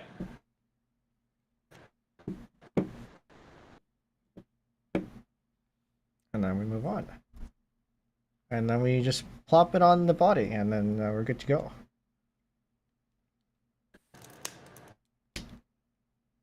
Satisfying click. And then we have Congratulations. yeah, we have the Penbu model. And it stands. Wait. Did we miss something? No, I thought Ket's mouth was upside down, but it was because the whole camera view is upside down compared to the opaque view. Oh, yes. Yeah, it's a little bit confusing with the chat two. was in front of him. Yes. So all I saw was the beak. Yeah, Penbu and Ket. Lovely. Lovely indeed. And we lost a limb. Yeah, I guess this this works a lot better if it's like actually standing, which isn't good for the camera, but maybe I'll take a picture of it later. Yeah, this is my experience as well. Like, the finished model doesn't look very good from directly above, no matter what it is. Yeah. Unless it's an art set, I suppose, because those are just a 2D image, but the closest I've gotten to that was Clonk's model, which still has an upright orientation. Alright, well, let's put this aside. How are we for time? We aren't even at 2 hours yet, so we have time to build yet another model. Not one of these, though. We can put this over to the side. Prop it up like that. And we actually do have a third model because I needed to fill this I needed to fill this order so that it would actually ship with something else. And so thank you, Jellycode. You were the one who suggested this, so this one's for you. I've not looked at the instructions or looked through the piece, so I assume that everything is there. Right, I put it over there. The Lego Friends with the penguin. Like, you can probably guess why we got this one.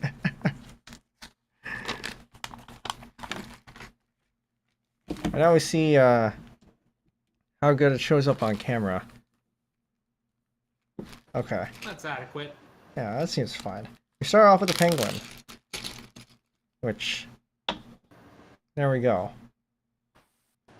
And then that gets a bow on top. I'm gonna... put that into the bin. There's the bow here. That goes on top, like so. There's a little small hole. Doesn't really come off well on camera, but so there's a small hole that you can put this into, like so. And then it comes with a plate. And then you can put the fish in.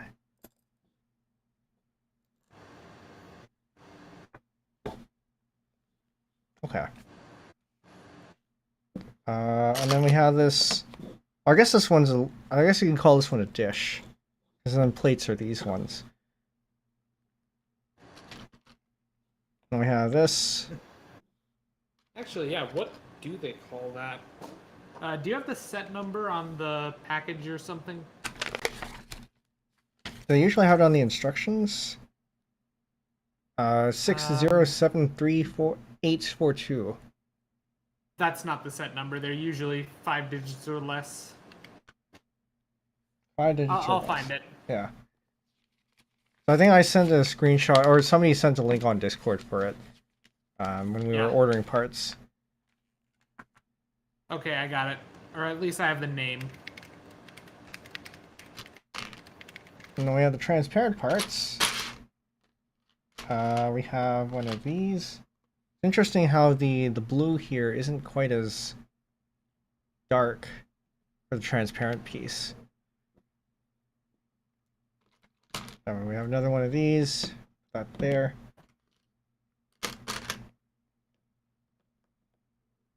And Jolly Code. Wait a minute, this isn't a Mahjong set. No, it's not. Imagine if they had a Lego Mahjong set. I don't know if you'd be able to play with that. I just searched Mahjong on Rebrickable and it actually looks kind of nice. Ah, I'll have to take a look at that later. So yeah, I guess you have this minifigure utensil dish 3x3. I can see that.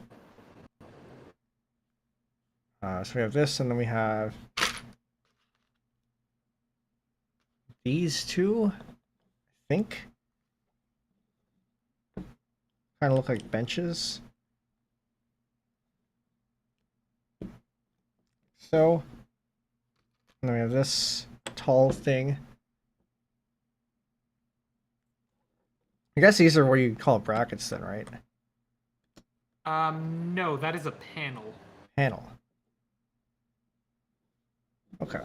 The pink parts are also panels of a different variety.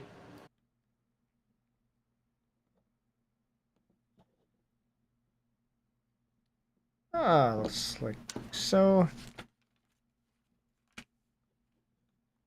Gonna keep the food in the dish there. We have the other plates.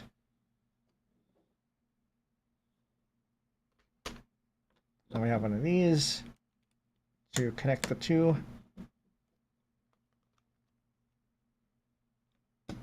We have this there, and then I think it's a lot handier to have the the parts listed like you have. Otherwise, I have to guess what these are. But I guess are they not doing that here? They're not doing that here, no.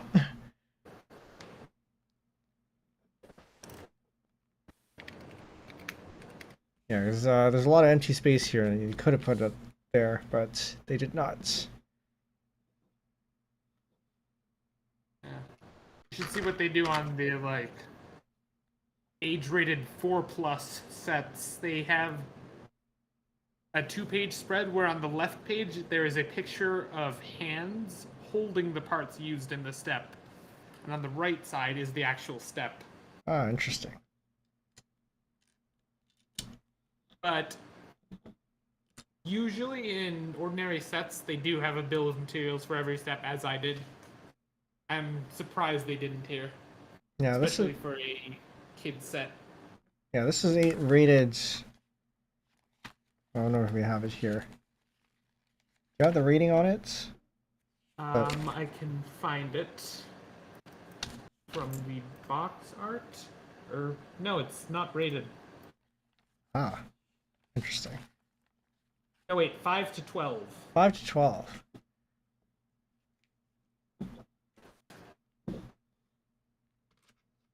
Yeah, I guess without the parts, then are you teaching the kids what's it deductibility, deduce, whatever the word is. English speaker can't English. Yeah.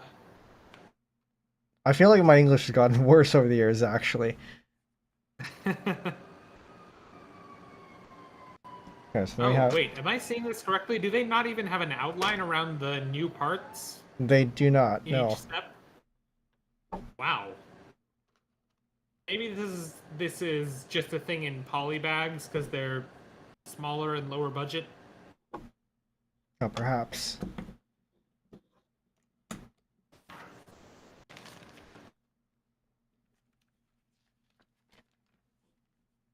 Then we have. What are we looking at here? What's new? I think this part's new here. We have this. Yeah, and then we have. Oh, actually, I missed a step. And that's the problem without new part highlight. It becomes a game of spot the difference. Yeah. I need to put this here. And then also. The slope. By the way, we did miss one last interview question. Oh, yes, a new one came in. That's right. By the way, while we're here, if you would like to ask 539 here some questions about Lego or really anything, you can go in the pinned chat and fill out the form, ask a question there. The more that we have, the better, since seems like we're going to be here for at least a little bit longer. I can't read this. It says, thoughts on Bionicle? I was a very big fan as a child. I haven't really gotten back into that side of Lego as an adult, and the 2015-ish era revival of the theme never really caught on for me. I mean, it never really caught on for a lot of people, hence being so short-lived, but I would be happy to see another, I guess, to see it back in some form, but I don't expect to. I don't know, I enjoyed it, and I may revisit it in the future. There is one mock, I will link it,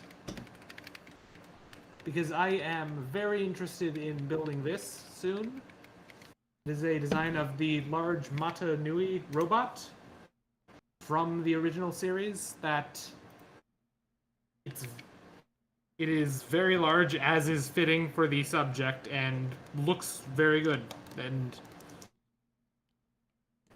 as I've gotten more into designing my own models, my interest has tapered off in not just sets, but also other people's designs. But occasionally I see something good enough to catch my interest, and this is one such example.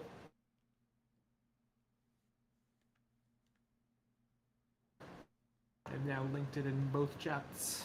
Yeah, so for those of us who aren't as familiar with Bionicle, could you explain what that means, please? I think I've only heard of it by name myself. So, are you referring to Bionicle as a whole? I suppose so, yeah. Okay, so Bionicle was a Lego theme introduced in the early 2000s as a sort of... They were struggling financially and they were trying a bunch of things. This is the one that caught on and sort of saved the company, but they went into a line of basically buildable action figures with like an entire plot line that went along with them that People say the lore goes really hard for Bionicle, and honestly, it does. It's far more in-depth writing than you'd expect from any like original IP to Lego, but I think that's mostly a result of the author of most of that just caring a lot about it, but it really shows in all the side material, the comics. There are some video games that go with it. And I think that is a big part of why a lot of people fell in love with the theme, as I did. Okay. And then now, I guess you'd say it's been discontinued at this point? Yes, I don't remember when they ended the theme. It might have been like '08 or something. They tried to follow it up with another theme called Hero Factory that used a lot of similar parts, like the original Bionicle stuff. You can look it up to get a more complete understanding of how it fits together, but it's very different from the sort of parts we've been using today. Lots of ball joints and that sort of thing. So kind of similar to Technic, but also sort of different. Like a third system on top of bricks and Technic stuff. But Hero Factory was another theme with a completely separate storyline, like no connection, that used similar parts, sort of a revised version of that system. That lasted only a couple years. Then they also tried bringing back Bionicle in what people now call G2. But it was a hard reboot with a very simplified storyline, from what I hear. I have not looked into it myself. And it didn't really catch on, unfortunately, so that only lasted 1 or 2 years. Okay, I see. Okay, hold on. I need a sanity check here. 12. Hang on, let me pull up these instructions on my computer.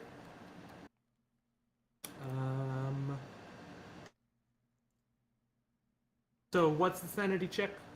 So 12 and 13 have no difference. 13, I think, is just an overview. Is that correct? Oh, sorry, I was looking at the wrong copy of the... There are 3 different manuals for this that are paginated differently. Well, the only 4 pieces I have left are those for 14. Puts a 1x4 plate on top. Oh, so it does. Okay, so I'm actually missing a piece. Nice. I didn't bother checking this one because it was a bit of a throwaway, but yeah. I mean, not the end of the world, but all right, I guess we'll make do without it. Just like the all the Technic pins that I had to I'll pull those out again. Yeah.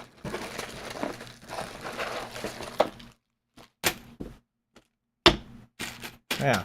I'm surprised the slide uses opaque parts. You would expect it to use transparent parts? Yeah, because it's ice. Yeah, I guess so.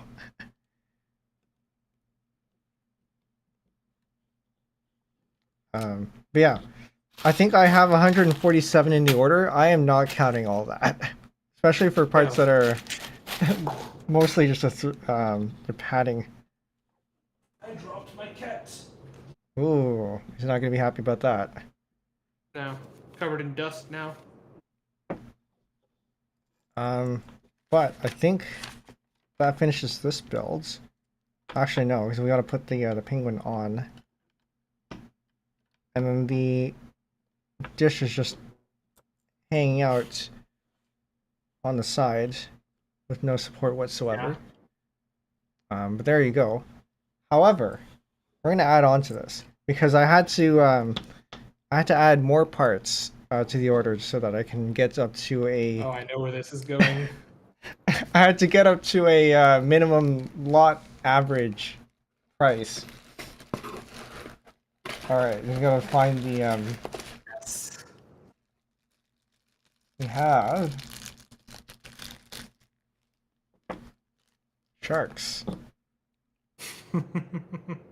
which I am very pleased with their jaw action here. Or I guess it's not jaw, but you know, close enough.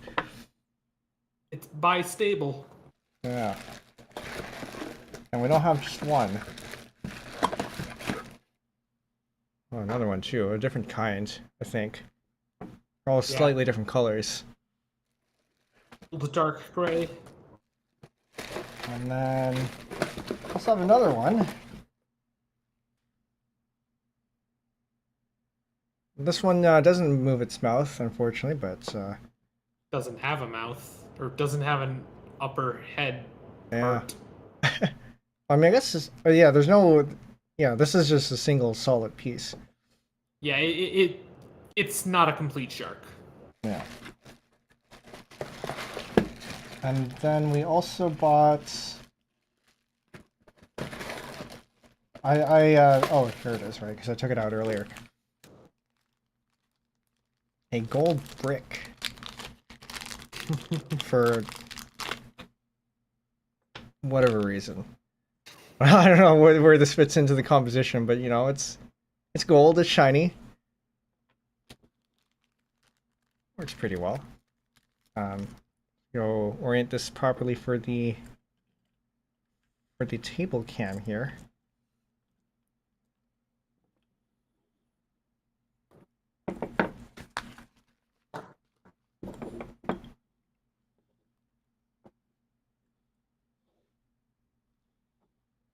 No, I think that's it. Got no more parts unless we want to start counting Technic pins, but we're not going to do that tonight. Last call for questions, if any of you have any. I think we're at the end. Oh, actually, no, I have a question. The Lego robotics. You have a bit of experience, is that right? Arguably. So, as a kid, I was very excited for the release of, I think it was NXT 2.0, which was like the second and a half generation of the Mindstorms series, but I never ended up doing very much with it. Like, I installed the whole visual scripting environment program on my computer and I messed around with it, but I didn't really ever find any inspiration to do anything meaningful with the mechanical parts. I'm very interested in seeing what other people do with it, but it just... robotics as a whole never really caught my interest, and Lego robotics falls into that. Yeah, that's fair. I would have trouble finding stuff to do too. I back in high school I was in the robotics club and we used the Lego Mindstorms NXT or whatever it was. I don't know what version it was, but we did use that. The ID was very painful. I wish we had just gone with a Java interface, but we used the GUI. Yes. I know that nowadays there is a like program you can use that compiles a language known as NXC, which is not exactly C, to run on it, which I find that very funny because why is it not just C at that point? If, like, I've looked at samples of the language and it seems so similar that I don't see the point in not having it be C. Yeah, fair enough. Maybe it's an implementation thing, because maybe, I don't know, you don't want to have like C has a lot of undefined behavior. That's true. It is also a successor to NQC, not quite C, which ran on RCX, the predecessor to NXT. That at that point, I think it was the 90s. It might have been old enough that it made more sense at the time. Like, that was the Pascal era. Yeah, Pascal, Objective-C, all that bunch of offshoot languages. Exactly. Yeah. I missed this comment earlier. You're too old. Only kids from 5 to 12 will understand how to build this. You know, you might be right. Yeah, one of the things I remember from, so our school went to a Lego robotics competition that was local, and we had a challenge where you had to go around a track as fast as you can, and our group, the track had colored lanes, and so we tried to stick to our lane, but the group that won just went as fast as they could until they hit the wall and turned left and repeat.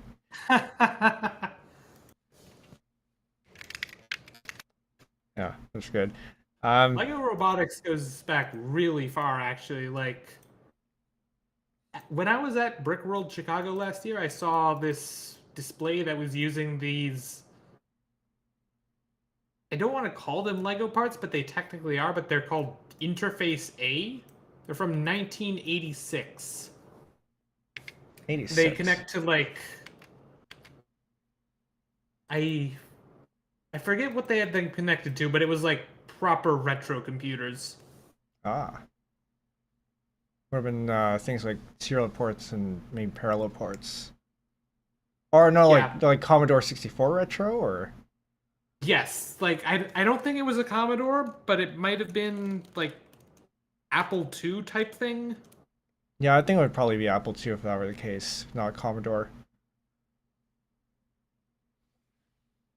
Fascinating. All right. I think that brings us to the end of the questions. I don't have any more. Do you have anything else you want to tell chat? I got nothing. All right.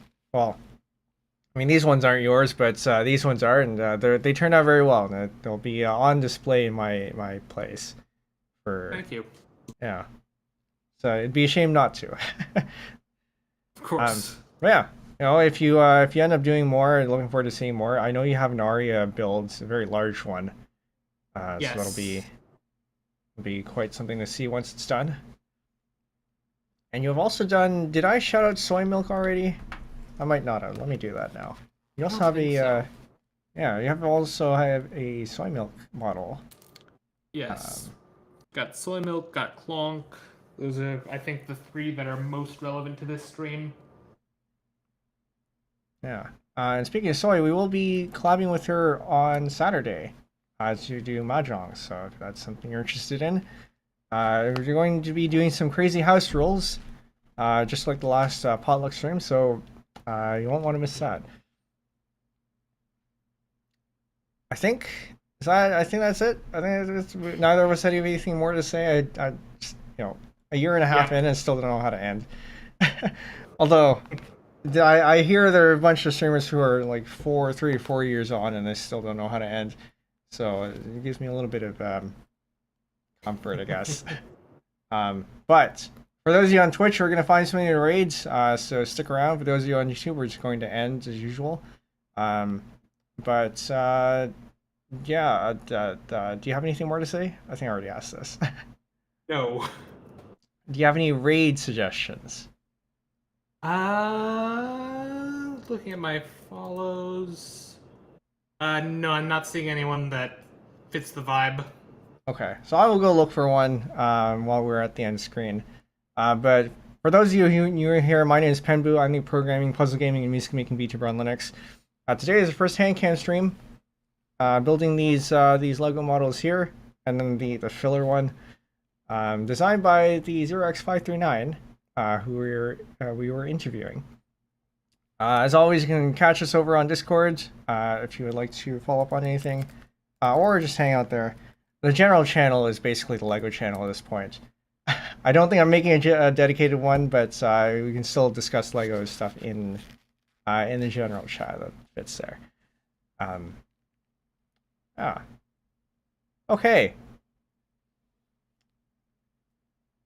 Swear, I do this every time.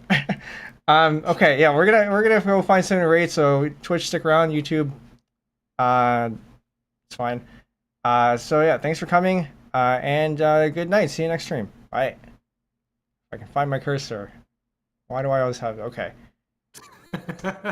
It's always the big ones. There's a lot of stuff, but whatever. Good night, chat. Bye. See you next time.